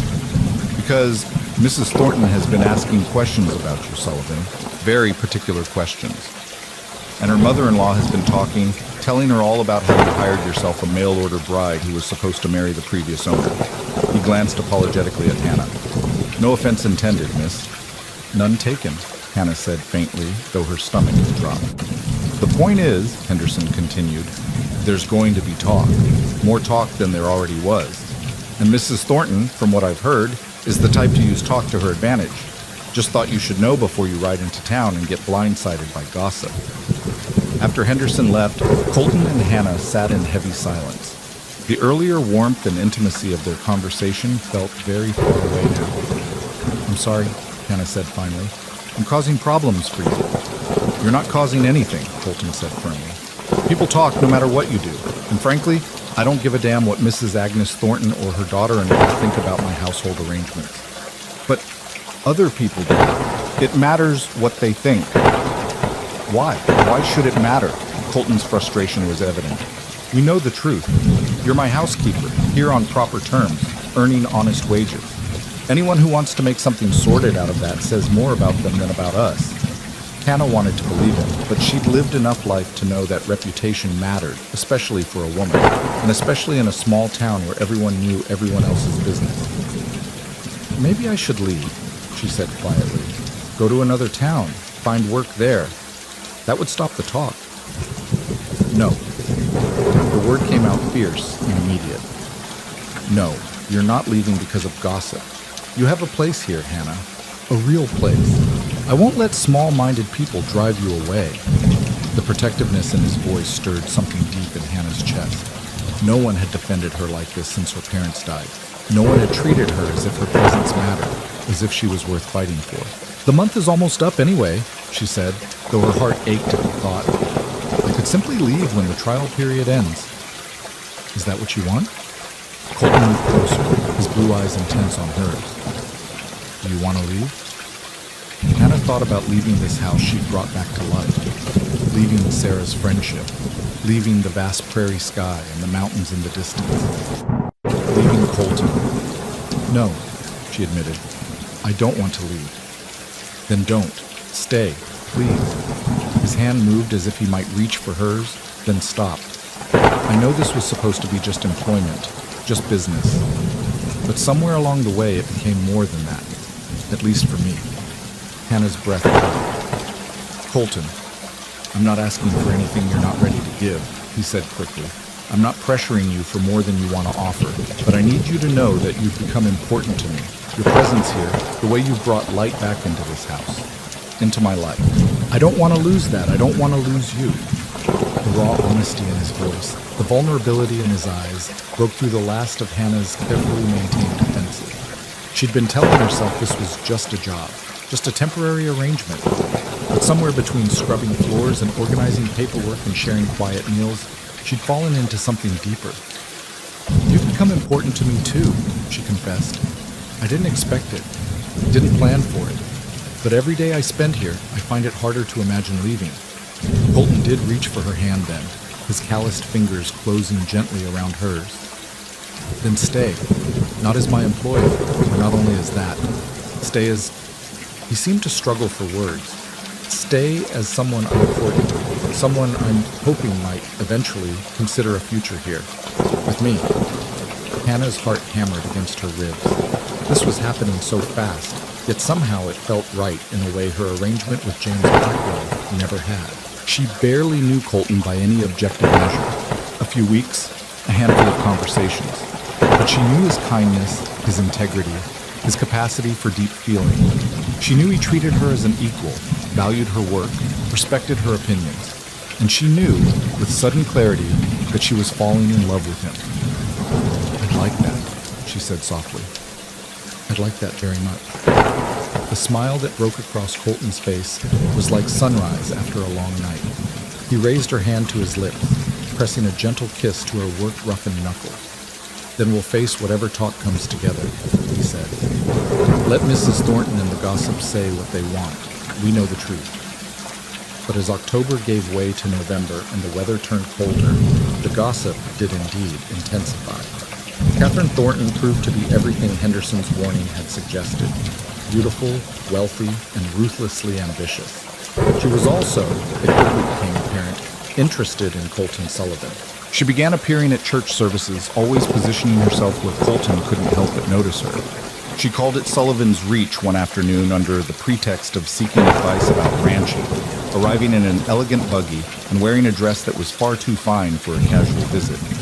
Hannah, answering the door in her work dress with flour on her apron, felt distinctly outclassed.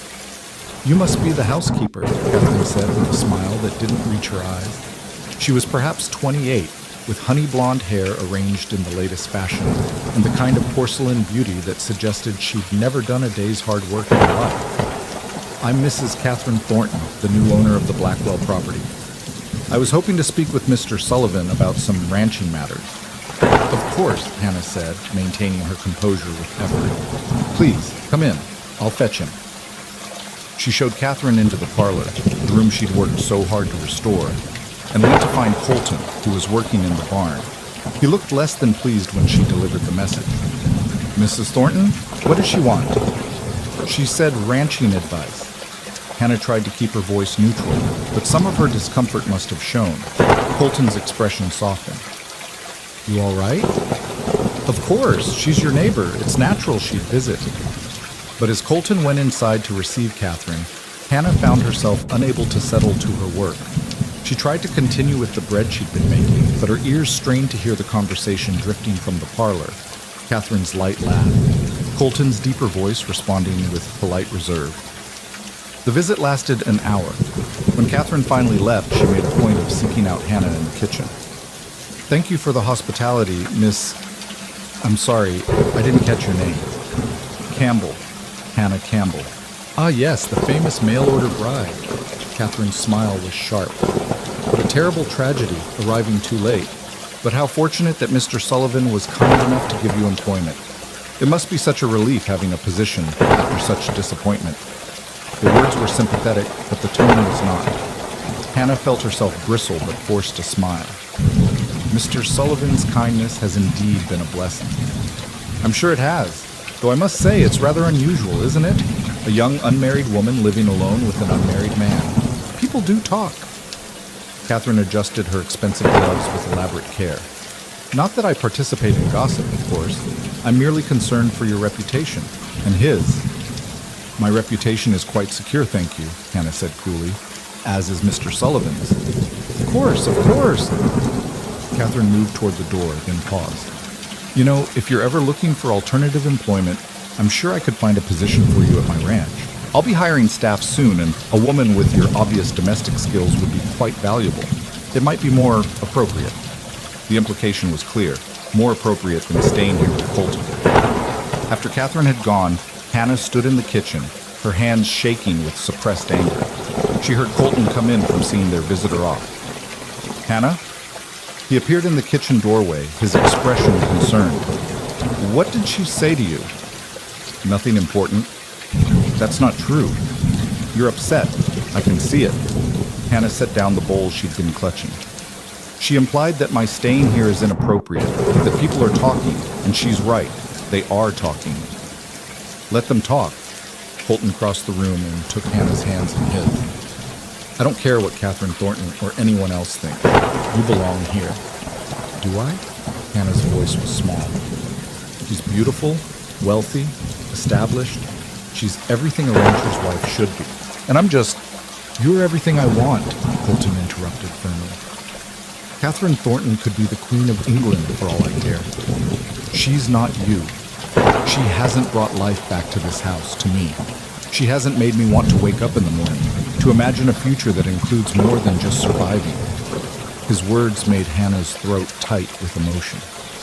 For Colton, the gossip will stop the minute I make my intentions clear. He released her hands and stepped back slightly, his expression turning serious. Hannah, I know we haven't known each other long. I know this isn't how courtships usually work, but I also know that I'm falling in love with you. Have been for weeks now. And I hope, you might feel something similar. Hannah's heart raced. I do. I feel exactly the same way. Then marry me. The words came out urgent, intense. Not because of gossip or propriety, but because I want a life with you. Because I want to fall asleep beside you every night and wake up to you every morning. Because I want to build something lasting with you. Not just a ranch, but a real home. A family. It was too fast. They'd known each other only weeks. By any rational standard, this was madness. But Hannah had tried rationality when she'd answered James Blackwell's advertisement, entering into a practical arrangement with a stranger. That had been sensible, measured, careful. This, what she felt for Colton, was none of those things. It was wild and immediate and terrifying in its intensity. But it was also real in a way nothing else in her life had ever been. Yes, she heard herself say. Yes, I'll marry you. Colton pulled her into his arms, holding her tight against his chest. She could feel his heart hammering, matching the frantic beat of her own. We'll do it soon, he said into her hair, before winter sets in properly, before anyone can say we're rushing because of scandal. We're rushing because we want to, because life's too short to waste time when you've found something worth holding on to. Hannah pulled back enough to look up at him. Sarah's going to say we're crazy. Sarah's going to say it's about damn time. Colton's smile was radiant, transforming his usually serious face. She's been telling me for weeks that I was falling in love with you. She told me the same thing. Smart woman, my sister. They stood there in the kitchen, holding each other as afternoon light slanted through the windows Hannah had cleaned, and the house she'd brought back to life. Outside, the prairie wind sang its endless song, and somewhere in the distance, cattle lowed peacefully. Hannah thought about the train that had brought her here, one day late to meet a stranger who'd died before she could know him. She thought about standing on that platform, believing her life was over, her dreams in ruins. She'd been wrong. She hadn't arrived too late for her future. She'd arrived exactly on time for it.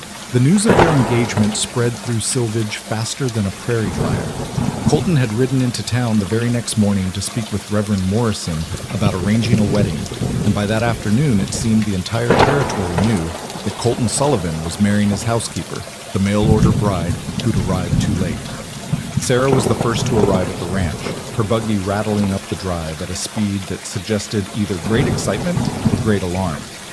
Hannah, who'd been hanging laundry in the cold November air, watched her approach with a mixture of anticipation and apprehension. "Hannah Campbell," Sarah called out before she'd even fully stopped the buggy. "Tell me it's true. Tell me my stubborn, grief-locked brother finally came to his senses." Hannah couldn't help but smile at Sarah's enthusiasm.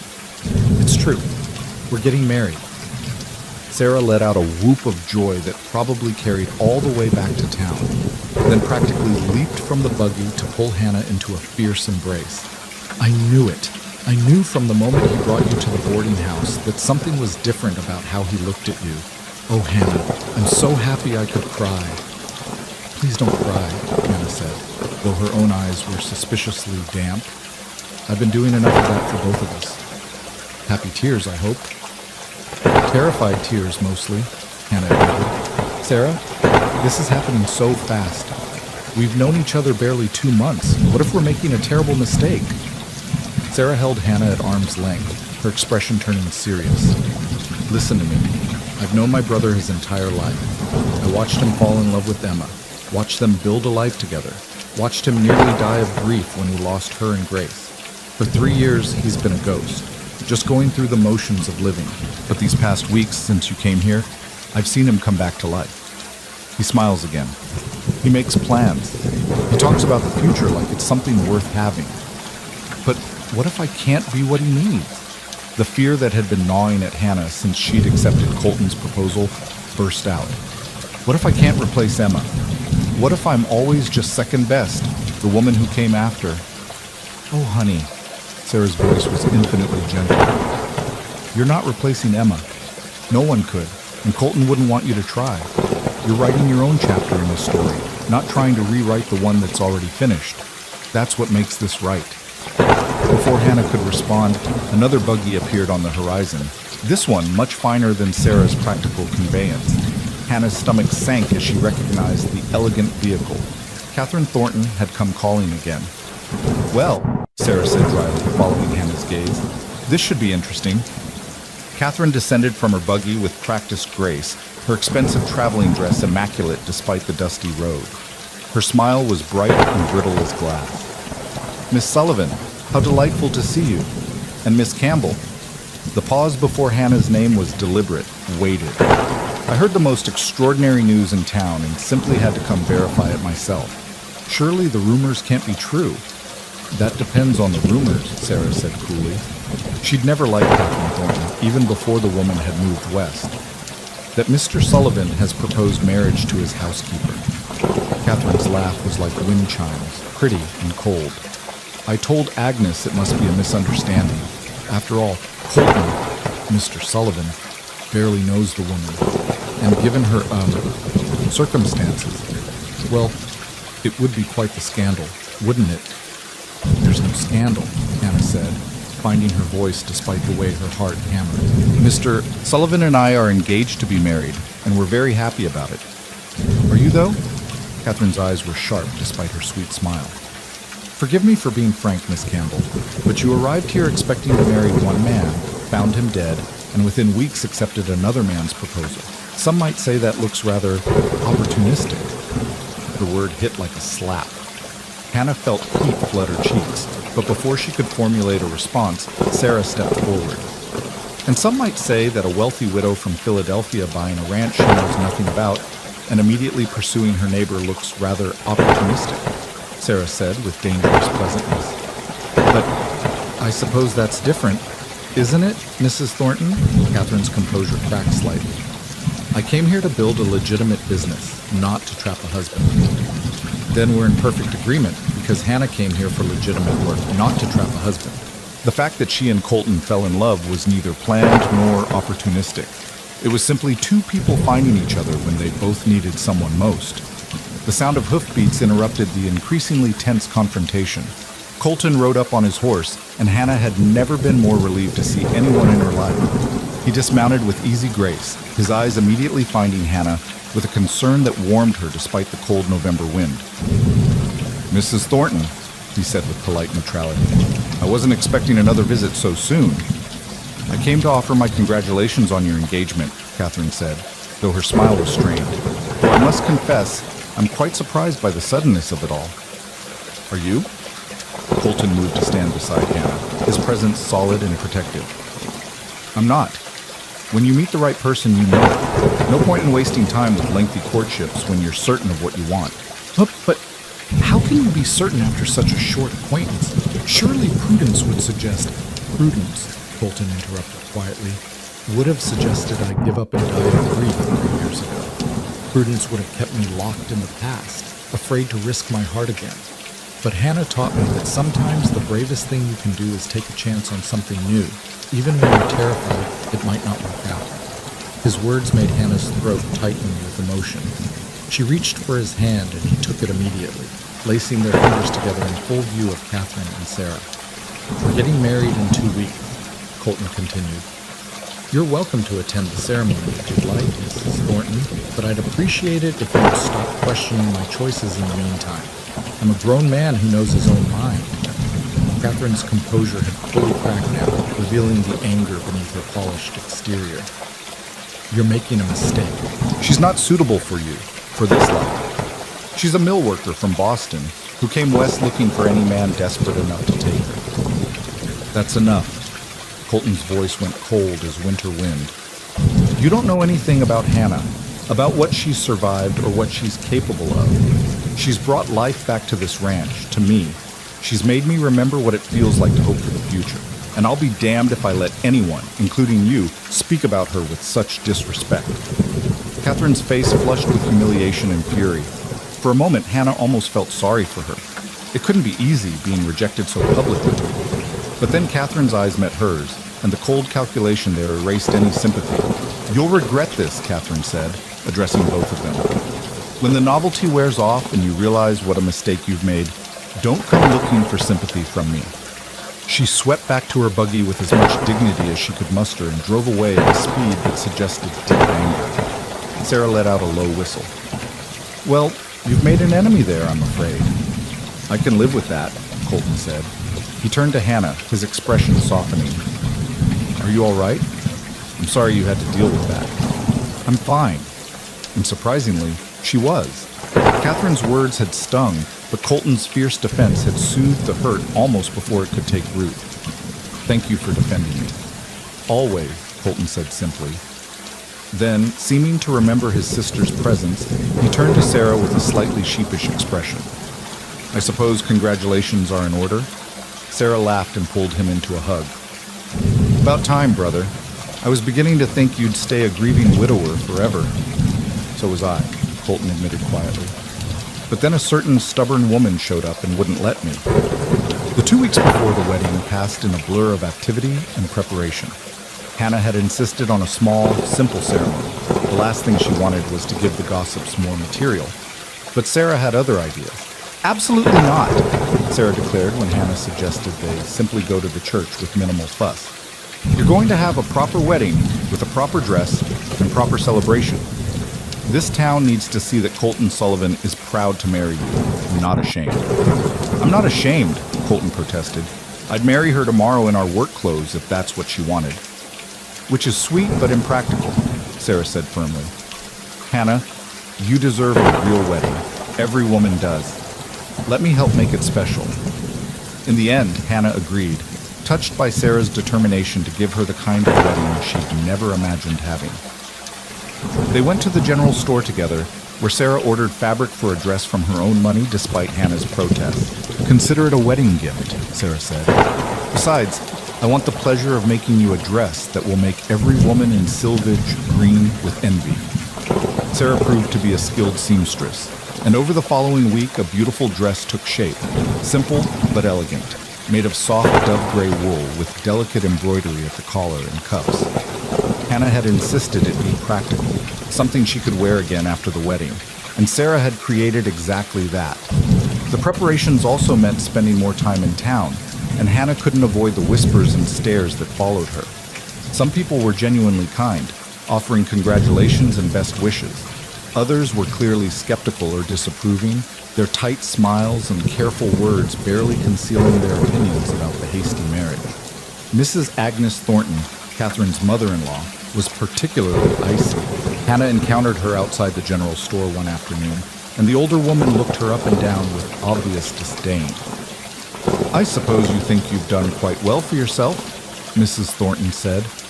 Coming west to marry one man, ending up with another within weeks.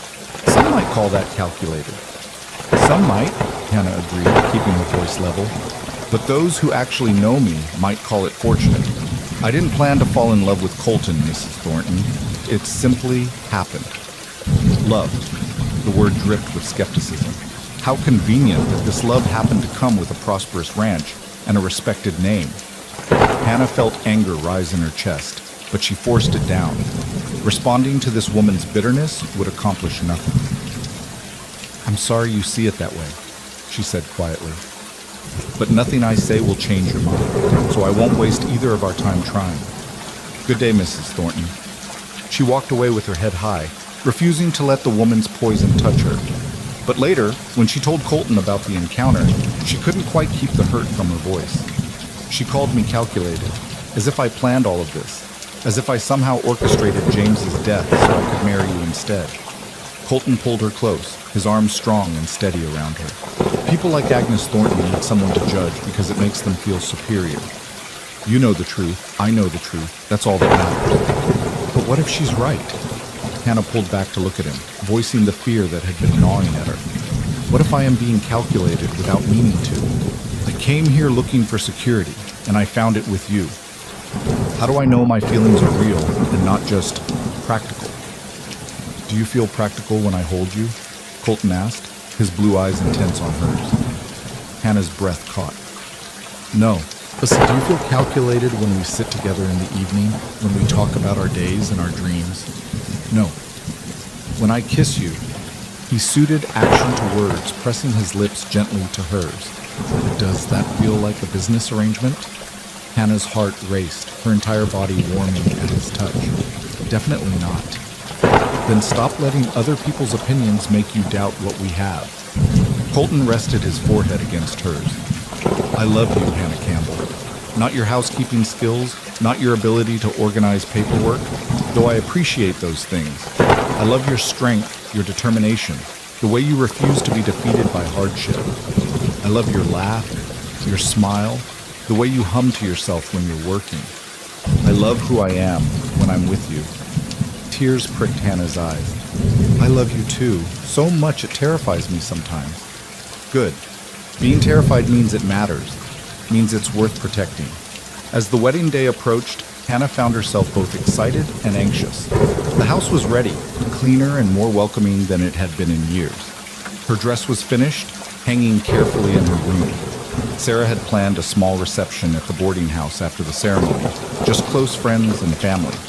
The night before the wedding, Sarah insisted that Hannah stay with her in town, citing tradition about the groom not seeing the bride before the ceremony. Besides, Sarah said with a warm smile, you need a proper last night as a single woman. We're going to drink tea, eat too many of my cinnamon rolls, and talk about everything except tomorrow's nerves. But of course, they ended up talking about exactly that. As they sat in Sarah's cozy kitchen with the lamps burning low and the town quiet around them, Hannah found herself confessing her fears. What if I can't be enough for him? What if he compares me to Emma and I come up short?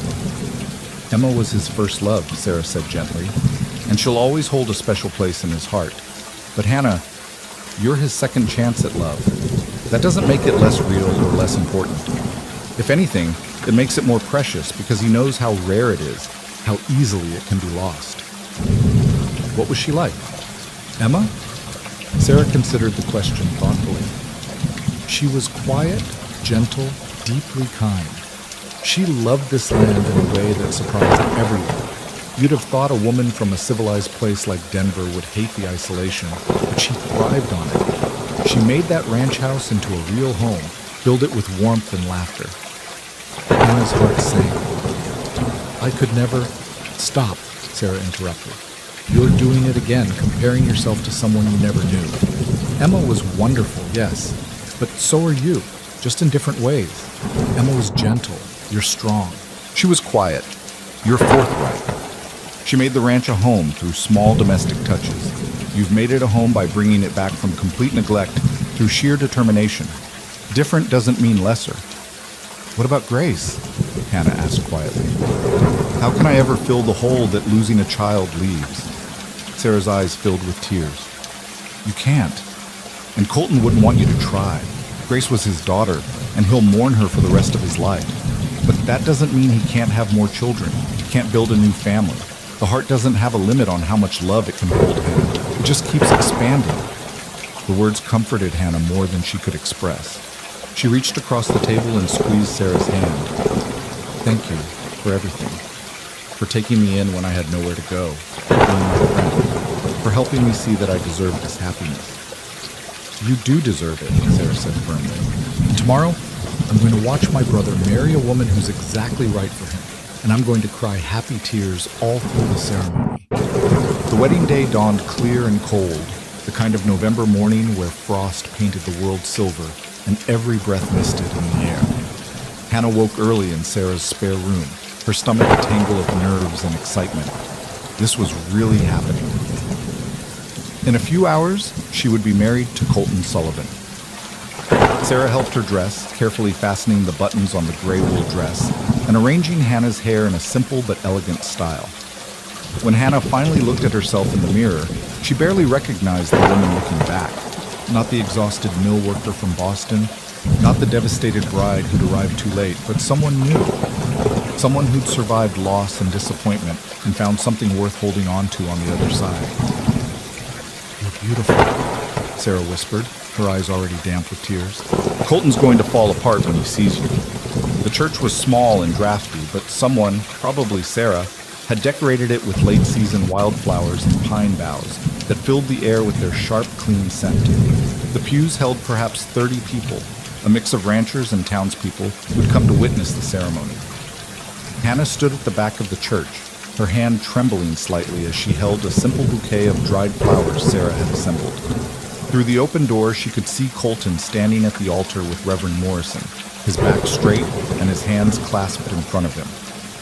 "Ready?" Sarah asked, appearing at her elbow. "Yes," Hannah said, and found that she meant it. Whatever doubts she'd had, whatever fears the gossips had stirred up, they fell away as she looked at the man waiting for her. This was right. This was where she was meant to be. She walked down the aisle alone. She had no father to give her away, no family except the one she was creating. And she was glad of it. This marriage wasn't about being given from one man to another. It was about two people choosing each other, building something together from the ground up. Colton turned as she approached, and the expression on his face made her breath catch. He looked at her as if she were something precious and miraculous, as if he couldn't quite believe his good fortune. His eyes were suspiciously bright, and when she reached him, he took her hand with fingers that trembled slightly. "Beautiful," he whispered. "So are you," Hannah whispered back, making him smile through his emotion. Reverend Morrison began the ceremony, his voice warm and steady as he spoke about the sacred bond of marriage, about choosing to build a life together through joy and sorrow, abundance and want. Hannah barely heard the words, too focused on Colton's face, on the way his thumb traced gentle circles on the back of her hand. When it came time for the vows, Colton's voice was rough with emotion, but steady with certainty. "I, Colton James Sullivan, take you, Hannah Rose Campbell, to be my lawfully wedded wife. I promise to love you, honor you, and stand by you through whatever life brings. I promise to be worthy of the trust you placed in me, to make you laugh when you're sad, to hold you when you're scared, and to remind you every day that you're exactly where you belong."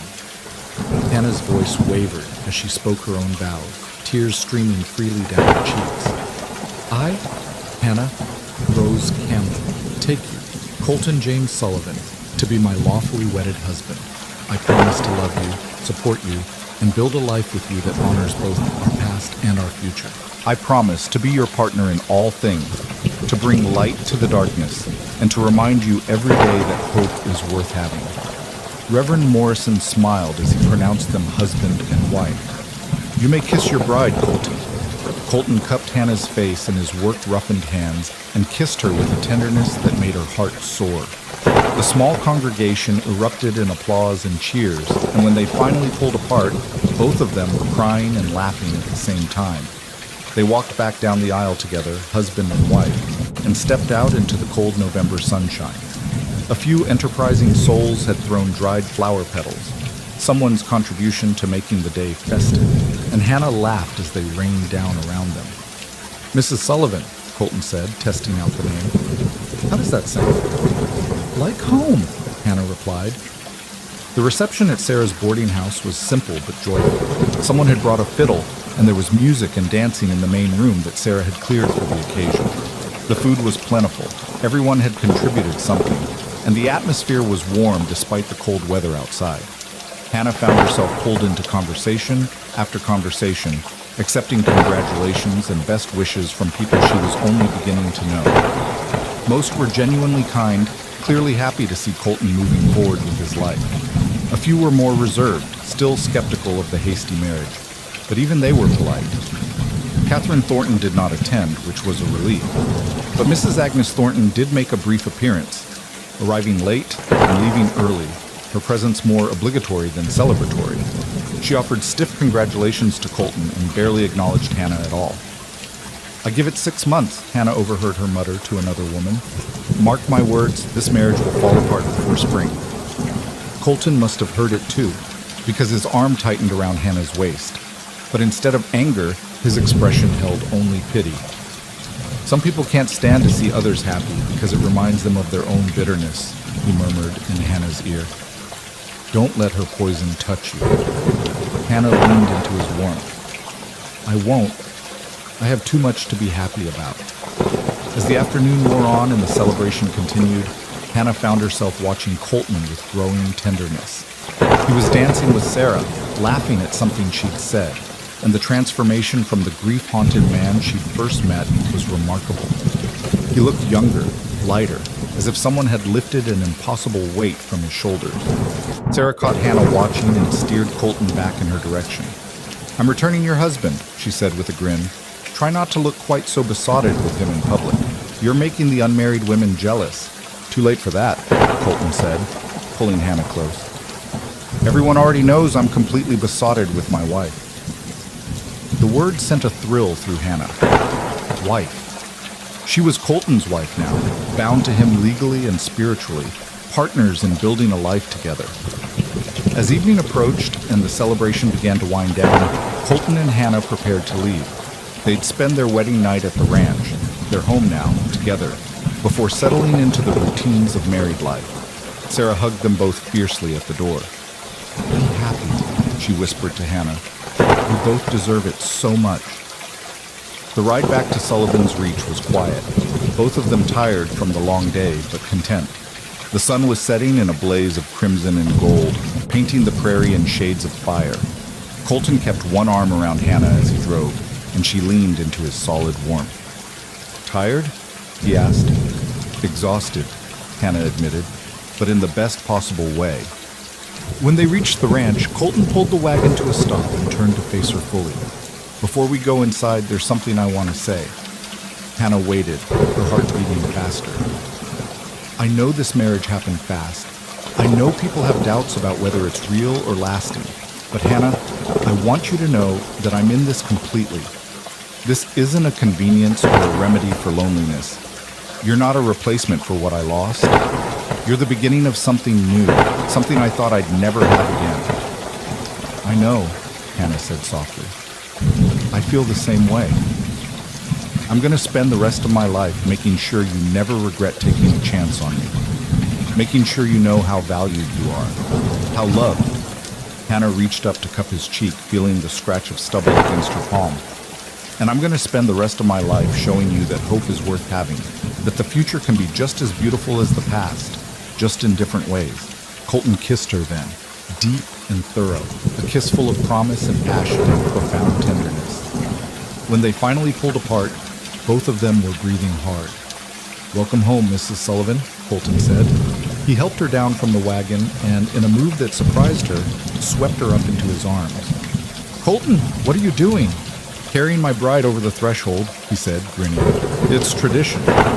He carried her up the porch steps and through the front door of the house she'd brought back to life, the house that was now truly their home. The lamps were already lit. Sarah must have arranged it somehow, casting warm golden light through the rooms Hannah had scrubbed and polished and cared for.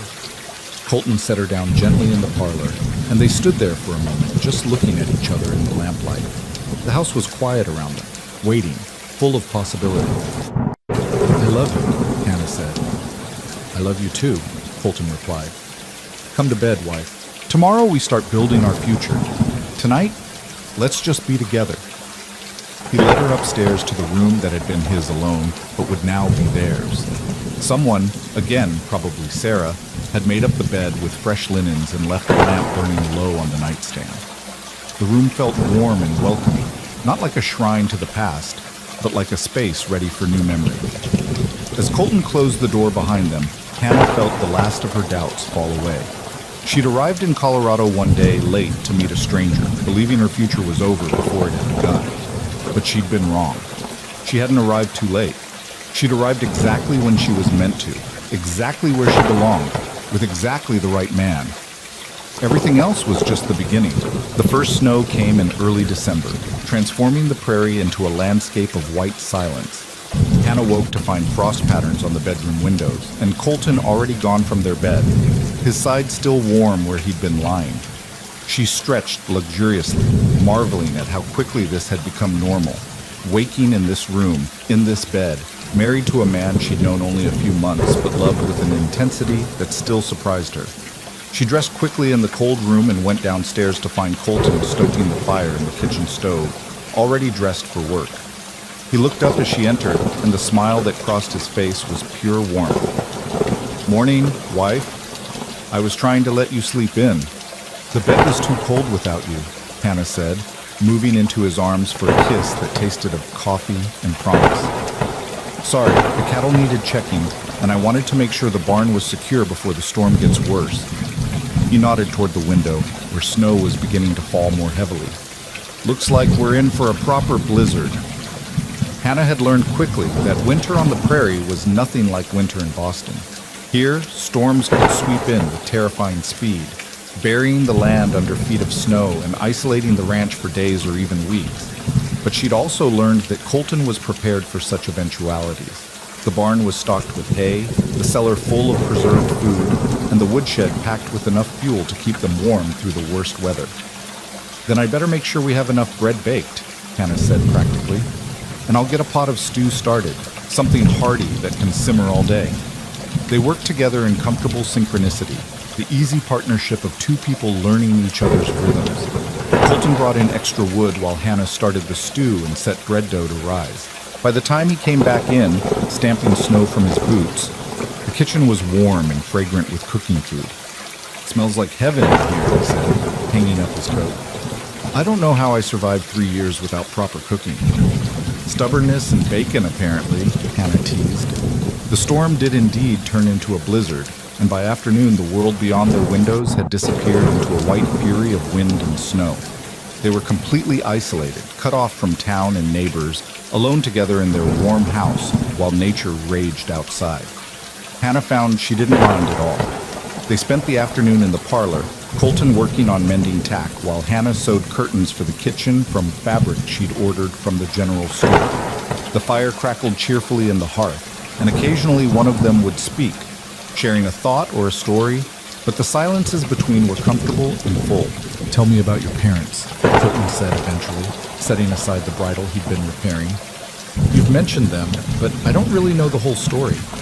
Hannah set down her sewing, gathering her thoughts. It had been 5 years since the typhoid epidemic that took them, but the grief had dulled to a manageable ache. "My father was a clerk in a shipping office," she said. "Not a particularly exciting life, but he was steady and kind. He read to us every evening, me and my brother Thomas, from whatever books he could borrow or afford to buy. He wanted us to have education, to have opportunities he'd never had." "And your mother?" "She was strong, stronger than anyone gave her credit for. She took in sewing to supplement Father's income, worked her fingers raw to make sure we always had enough.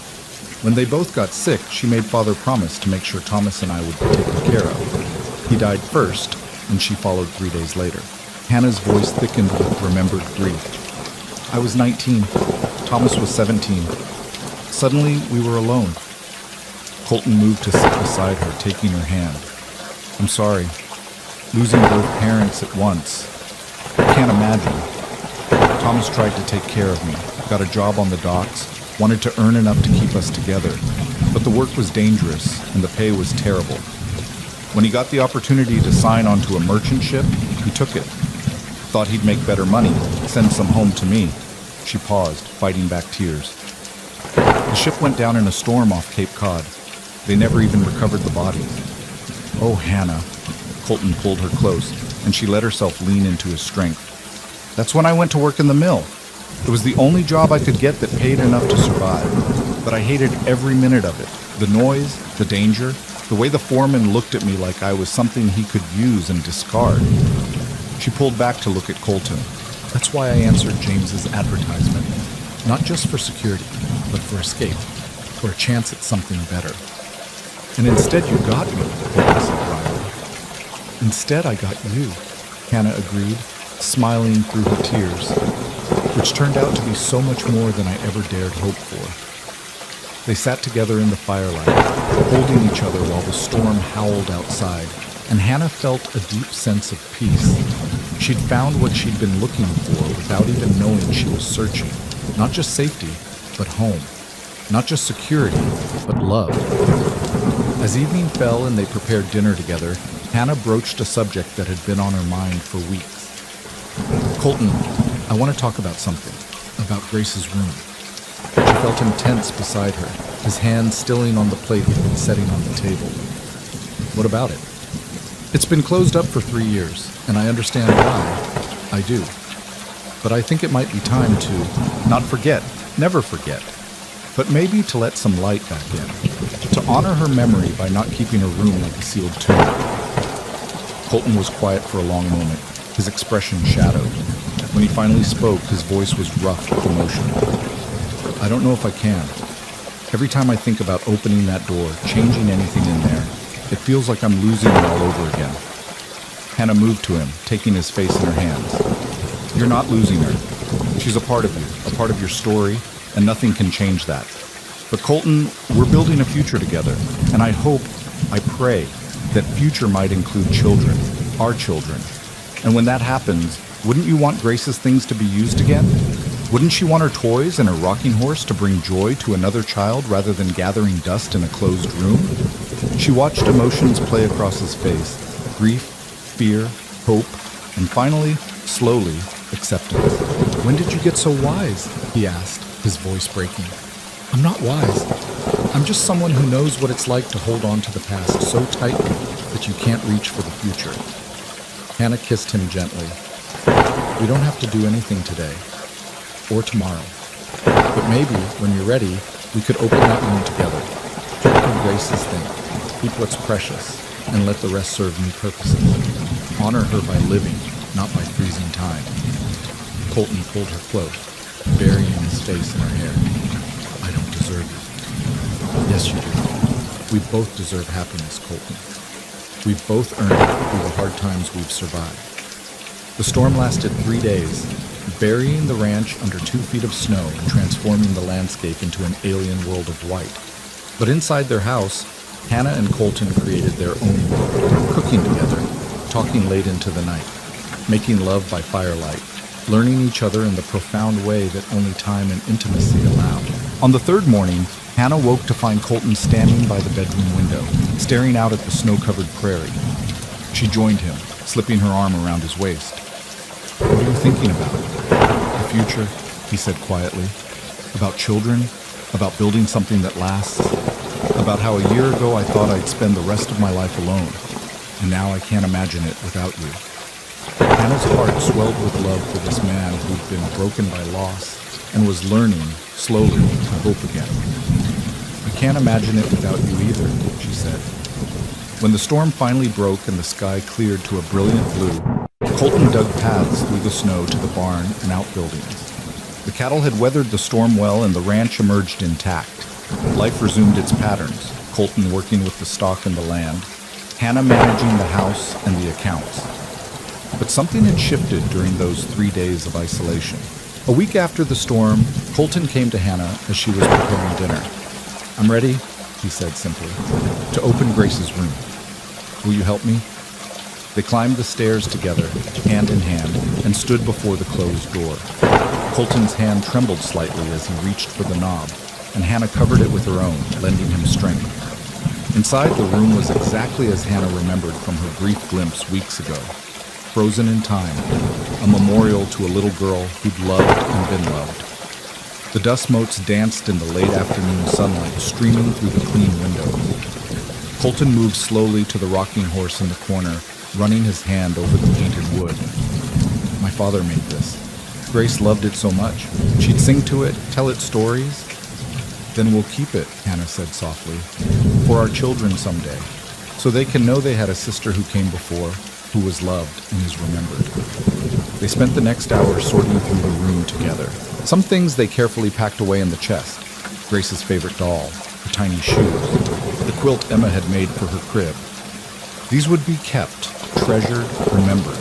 Other things, the rocking horse, the toys, the small bed, would be stored in the attic until they were needed again, ready to bring joy to another child. By the time they finished, the room was empty, but no longer frozen. It was simply a room now, waiting for a new purpose, a new chapter. "Thank you," Colton said, pulling Hannah close. "I couldn't have done this without you." "Yes, you could have, but I'm glad you didn't have to." Christmas came, and with it, a thaw both literal and metaphorical. The snow melted enough to make the roads passable, and Sarah came to visit, bringing gifts and news from town. "Catherine Thornton left," she announced over coffee in the warm kitchen. "Went back to Philadelphia 2 weeks ago. Apparently ranch life wasn't quite what she expected." I can't say I'm sorry," Hannah admitted. "No one is, except possibly her mother-in-law, who's now stuck with an empty ranch to manage." Sarah grinned wickedly. "Rumor has it, Mrs. Agnes is furious. She spent all that money convincing Catherine to move west, and now she's left high and dry." "What will happen to the Blackwell place?" Colton asked. "It's going up for sale again. Though I don't know who'll want it. Catherine let it run down badly in the few weeks she was there. Didn't know the first thing about ranching and was too proud to ask for help." Hannah felt a pang of sadness for the ranch that James Blackwell had built with such care, now neglected and declining. But she also felt a stirring of possibility. "Colton," she said slowly, an idea forming, "what if we bought it?" He looked at her in surprise. "The Blackwell place? Think about it. It's good land and it borders our property. If we could buy it at a reasonable price, we could expand our operations significantly. It's what you wanted anyway. To build something lasting, something that grows." Sarah was watching them both with interest. "You know, that's not a bad idea. The land is solid, and if you could get it cheap because of its current condition, it would be a smart investment." Colton was quiet, considering. Hannah could see him working through the implications, the possibilities. "We'd need to take out a loan," he said finally. "And it would be a risk. If we had a bad year, we could lose everything. Or we could build something extraordinary," said Hannah countered. "Something worthy of James's memory. He wanted that land to thrive, to be part of a real legacy. What better way to honor him than to make sure it does?" The idea took root and grew. By early January, Colton had approached the bank about a loan. The terms were reasonable. Mr. Peterson at the bank had faith in Colton's reputation and Hannah's proven ability to manage accounts. By the end of the month, they'd purchased the Blackwell Ranch for a fraction of what it would have been worth under proper management. "We're ranchers now," Colton said with a mixture of pride and trepidation as they signed the final papers. "Real ranchers with enough land to build something significant." "We were always going to build something significant," Hannah replied. "Now we just have more room to do it." Winter gave way to spring, and the prairie came alive with new growth. Hannah and Colton worked harder than ever, managing both properties, making improvements, planning for the future. They hired 2 ranch hands to help with the increased workload, and slowly, the neglected Blackwell Ranch began to recover under their care. It was exhausting work, but Hannah had never been happier. She'd found her place, her purpose. She wasn't just surviving anymore. She was thriving, building something real and lasting alongside a man who valued her as an equal partner. In late March, on a morning when the prairie was painted gold with early wildflowers, Hannah woke feeling strange. Not ill exactly, but different. A particular kind of exhaustion, a sensitivity to smells, a feeling she'd heard other women describe but never experienced herself. She lay in bed, one hand resting on her still flat stomach, and felt hope and joy and terror all mixed together. A baby. She was almost certain she was carrying Colton's child. She didn't tell him immediately. She wanted to be sure, wanted to see the doctor in town and have it confirmed. But when Dr. Morrison examined her a week later and gave her the news she'd been hoping for, she could barely contain her excitement. She chose to tell Colton that evening after supper as they sat together in the parlor. He was reviewing accounts, a task he now trusted to her oversight, but occasionally checked himself, and she was mending one of his shirts. "Colton," she said, setting down her sewing, "I have something to tell you." Something in her voice made him look up immediately, his expression alert. "What's wrong?" Nothing's wrong. Everything is perfect, actually. Hannah took a deep breath, her heart racing. I'm pregnant. We're going to have a baby. For a long moment, Colton simply stared at her, his expression unreadable. Then, slowly, his face transformed. Wonder, joy, and an emotion so profound Hannah felt tears spring to her eyes just witnessing it. A baby, he whispered. We're having a baby.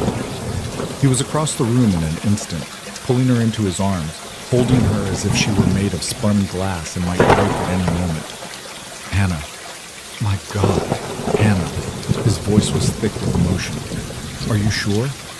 Is everything all right? I'm sure. Dr. Morrison confirmed it. The baby should arrive in October, just before the first frost. She pulled back to look at him, suddenly anxious. Are you happy? I know this is fast and with grace. Happy? Colton cupped her face in his hands, his blue eyes blazing with emotion. Hannah, I'm terrified and thrilled and so grateful I can barely breathe. This baby isn't replacing Grace. Nothing could. But it's proof that life continues, that hope is real, that we can build a future together. He kissed her then, deep and thorough, and Hannah felt her anxiety dissolve. They would face this together, whatever came. The months that followed were filled with preparation and anticipation. Sarah was beside herself with joy, immediately beginning to knit blankets and baby clothes. The ranch hands offered shy congratulations. Even some of the townspeople who'd been skeptical about the marriage seemed to soften, as if a baby legitimized what they doubted before. Hannah's body changed as spring turned to summer. Her belly swelled with the growing life inside her, and she felt the baby move for the first time in late June, a flutter like butterfly wings that made her laugh with wonder and call for Colton to come feel. There, she said, placing his hand on her stomach. Did you feel that? His expression was one of pure awe. That's our child, our baby. His voice broke. I can't believe I get to have this again, this gift. As summer wore on and Hannah grew larger and more uncomfortable in the heat, Colton became increasingly protective. He tried to take over all her tasks, worried about her exerting herself. I'm pregnant, not made of porcelain, Hannah protested when he insisted she stop hanging laundry. Women have been having babies while doing far more strenuous work than this since the beginning of time. Not my wife, Colton said stubbornly. Not if I can help it. It was endearing and exasperating in equal measure, but Hannah couldn't help but love him for it. In August, they received unexpected news. A family from Kansas was interested in buying the old Blackwell house and a portion of the land. They'd heard about the property being available and wanted to establish a small ranch of their own. We could sell them the house and 50 acres, Colton said thoughtfully. Keep the rest of the land for grazing. That would give us some capital to invest in improvements and help pay down the loan faster. It was a good business decision, and Hannah agreed. The sale went through quickly, and by September they had new neighbors, a young couple named the Mitchells with 2 small children. Hannah liked them immediately, especially Mrs. Mitchell, who was warm and practical and delighted to have another woman nearby. As September gave way to October and Hannah's due date approached, she found herself increasingly anxious. Childbirth was dangerous, especially out here far from sophisticated medical care. Women died in childbirth all the time. Babies died. She tried not to think about Grace, about Emma dying in childbirth with her, but the fear was there, hovering at the edges of her consciousness. Colton felt it too. She could see it in the way he watched her, in the tension that never quite left his shoulders. They didn't speak of it directly, but the unspoken fear lived between them. Sarah came to stay as Hannah's time drew near, prepared to help with the birth. Dr. Morrison had promised to come when labor started, but it would take time to fetch him from town. The labor began on a cool October morning, just as the sun was rising and painting the prairie gold. Hannah woke to the first pains and knew immediately what was happening. Colton, she said, reaching for him. It's time. She'd never seen him move so fast. Within minutes, he'd sent one of the ranch hands galloping to town for Dr. Morrison and helped Hannah downstairs to the bedroom they'd prepared. Sarah took over with calm efficiency, getting Hannah comfortable and timing the pains. The labor was long, hours that blurred together in a haze of pain and fear and determination. Dr. Morrison arrived around noon and examined her with practiced efficiency. "Everything looks good," he said encouragingly. "First babies take their time, but you're progressing well.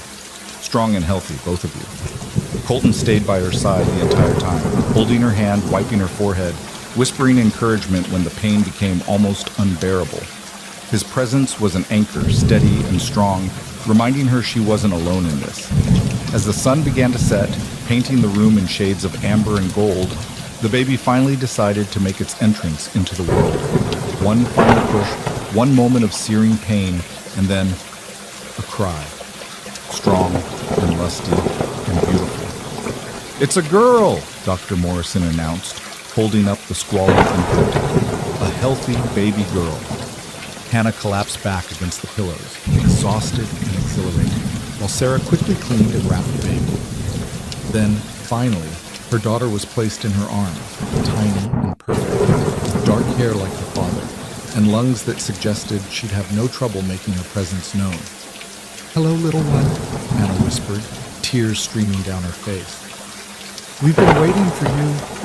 Colton was crying too, unashamedly, as he stared at his daughter with an expression of such profound love and gratitude that it made Hannah's heart ache. "She's perfect," he choked out. "Hannah, she's absolutely perfect." "What will you name her?" Sarah asked, her own eyes damp as she watched her brother hold his new daughter for the first time. Hannah and Colton looked at each other, an understanding passed between them without words. "Clara," Hannah said softly. "Clara Grace Sullivan." Colton's face crumpled with emotion at the name, honoring both the past and the future, remembering the daughter he'd lost while celebrating the daughter he'd gained. "Clara Grace," he repeated, pressing a kiss to his daughter's downy head. "Welcome home, little one." The days and weeks that followed were exhausting and wonderful in equal measure. Clara proved to be a healthy, hungry baby who kept them up at all hours, but rewarded them with smiles and coos that made every sleepless night worthwhile. Hannah recovered well from the birth, and slowly they adjusted to life as a family of three. Colton was a devoted father, taking Clara with him on his morning rounds when weather permitted, talking to her constantly, even though she couldn't possibly understand his words. "I want her to know my voice," he explained to Hannah. "Want her to grow up feeling safe and loved every moment of her life." As winter approached again, Hannah found herself reflecting on everything that had changed in just over a year. She'd arrived in Colorado one day late, believing her life was over, her dreams destroyed. She'd stood on that train platform with nothing but a battered satchel and broken hopes, unable to see any path forward. But she'd been wrong, so very wrong. That delay, that one day that had seemed like the worst possible timing, had been exactly right. If she'd arrived on time, she would have married James Blackwell. A good man by all accounts, but a stranger. She would have had a decent life, probably, a comfortable existence. But she would never have known Colton, never experienced the profound love and partnership they'd built together. Never held Clara in her arms. One evening in late November, as the first serious snow of the season began to fall, Hannah stood at the kitchen window watching Colton play with Clara on the floor of the parlor. He was making funny faces and she was giggling, her laughter like music filling the house. Sarah had come to visit and stood beside Hannah, following her gaze. "You know," Sarah said thoughtfully, "when you first arrived, when I saw you sitting in that station devastated and lost, I never imagined it would lead to this. To you and Colton finding each other, to Clara, to all of this happiness." "Neither did I," Hannah admitted. "I thought my life was ending. Turns out it was just beginning." "James would be happy, I think," Sarah continued, "to know that his loss led to something beautiful, that even though you never got to marry him, you still found your way to exactly where you needed to be." Hannah thought about that, about James Blackwell, the man she'd never met, whose death had seemed like tragedy, had actually been the beginning of her real story. "I hope so," she said quietly. "I like to think he's somewhere, somehow knowing that the woman who came to marry him found love anyway, that nothing was wasted." "Nothing is ever wasted," Sarah said firmly. "Every step, even the painful ones, leads somewhere. You just have to trust the path." As the snow fell heavier outside and the warmth of the house wrapped around them, Hannah moved to join her husband and daughter, Colton looked up as she approached, his face lighting with the smile that still made her heart skip. "Come sit with us," he said, making room for her. "Clara was just telling me a very important story about her toes." Hannah settled beside them, Clara reaching for her with chubby hands. She looked around at the house she'd brought back to life, at the family she'd helped create, at the future that stretched before them full of possibility and promise. The following spring, they received an inquiry from a young couple in Pennsylvania, another mail-order bride arrangement that hadn't worked out. The woman arriving to find her intended had died in a mining accident. Hannah read the letter and felt profound sympathy for the woman's situation, recognizing her own desperation in the carefully written words. "We should help her," Hannah said to Colton. "Find her a position somewhere, help her get established. No one should face what I faced alone." And so they did, reaching out to the Mitchells, who were looking for household help. The woman arrived in April, grateful and hardworking, and slowly built a new life for herself in Colorado. It became a pattern over the years. Hannah and Colton became known as people who helped mail-order brides whose arrangements fell through, offering employment, connections, and compassion to women who'd come west hoping for a better life and found disappointment instead. "You're building something bigger than a ranch," Sarah observed one day, as they watched another young woman settle into work at a neighboring property Hannah had helped arrange. "You're building a community, a network of women helping women." "I'm just doing what people did for me," Hannah replied. "Colton, you, Dr. Morrison, you all helped me when I had nothing. This is how I pay that forward." As the years passed, Sullivan's reach continued to grow and prosper. They expanded their herd, improved their land, built a small school that served the growing community of ranches in the area. Clara grew from a baby to a toddler to a bright, curious child who loved the prairie as much as her parents did. And then, when Clara was 3, Hannah discovered she was pregnant again. This time a son arrived, strong and healthy, and they named him Thomas James, honoring Hannah's lost brother and Colton's lost friend. The house that had once echoed with silence and grief now rang with children's laughter. The land that had seemed harsh and unforgiving became home in the truest sense. The future they'd been so afraid to hope for became reality, day by day, choice by choice, love by love. On a warm October evening 5 years after Clara's birth, Hannah and Colton sat on the bench beneath the oak tree by the house, the bench James Blackwell had built for a wife he'd never met. Clara was chasing fireflies in the gathering dusk while Thomas toddled after her on unsteady legs, and Sarah's laughter drifted from the house where she was visiting for the weekend. "Do you ever think about it?" Hannah asked, leaning against Colton's shoulder. "About how different everything would be if I'd arrived on time." "Sometimes," Colton admitted. "But then I remember what you said on our wedding day, that you arrived exactly when you were meant to. And you were right, Hannah. You were right about all of it." Hannah watched their children play, watched the sun set over the land they'd built together, and felt a peace so profound it brought tears to her eyes. She'd come west looking for security and found so much more. She'd arrived one day late for one man and exactly on time for another. She'd survived loss and disappointment and fear and emerged stronger on the other side. This life, this beautiful, messy, imperfect, extraordinary life, hadn't been the one she'd planned. It was so much better. "I love you," she whispered to Colton. "I love you too," he replied, pulling her close. "My wife, my partner, the woman who arrived right on time for me."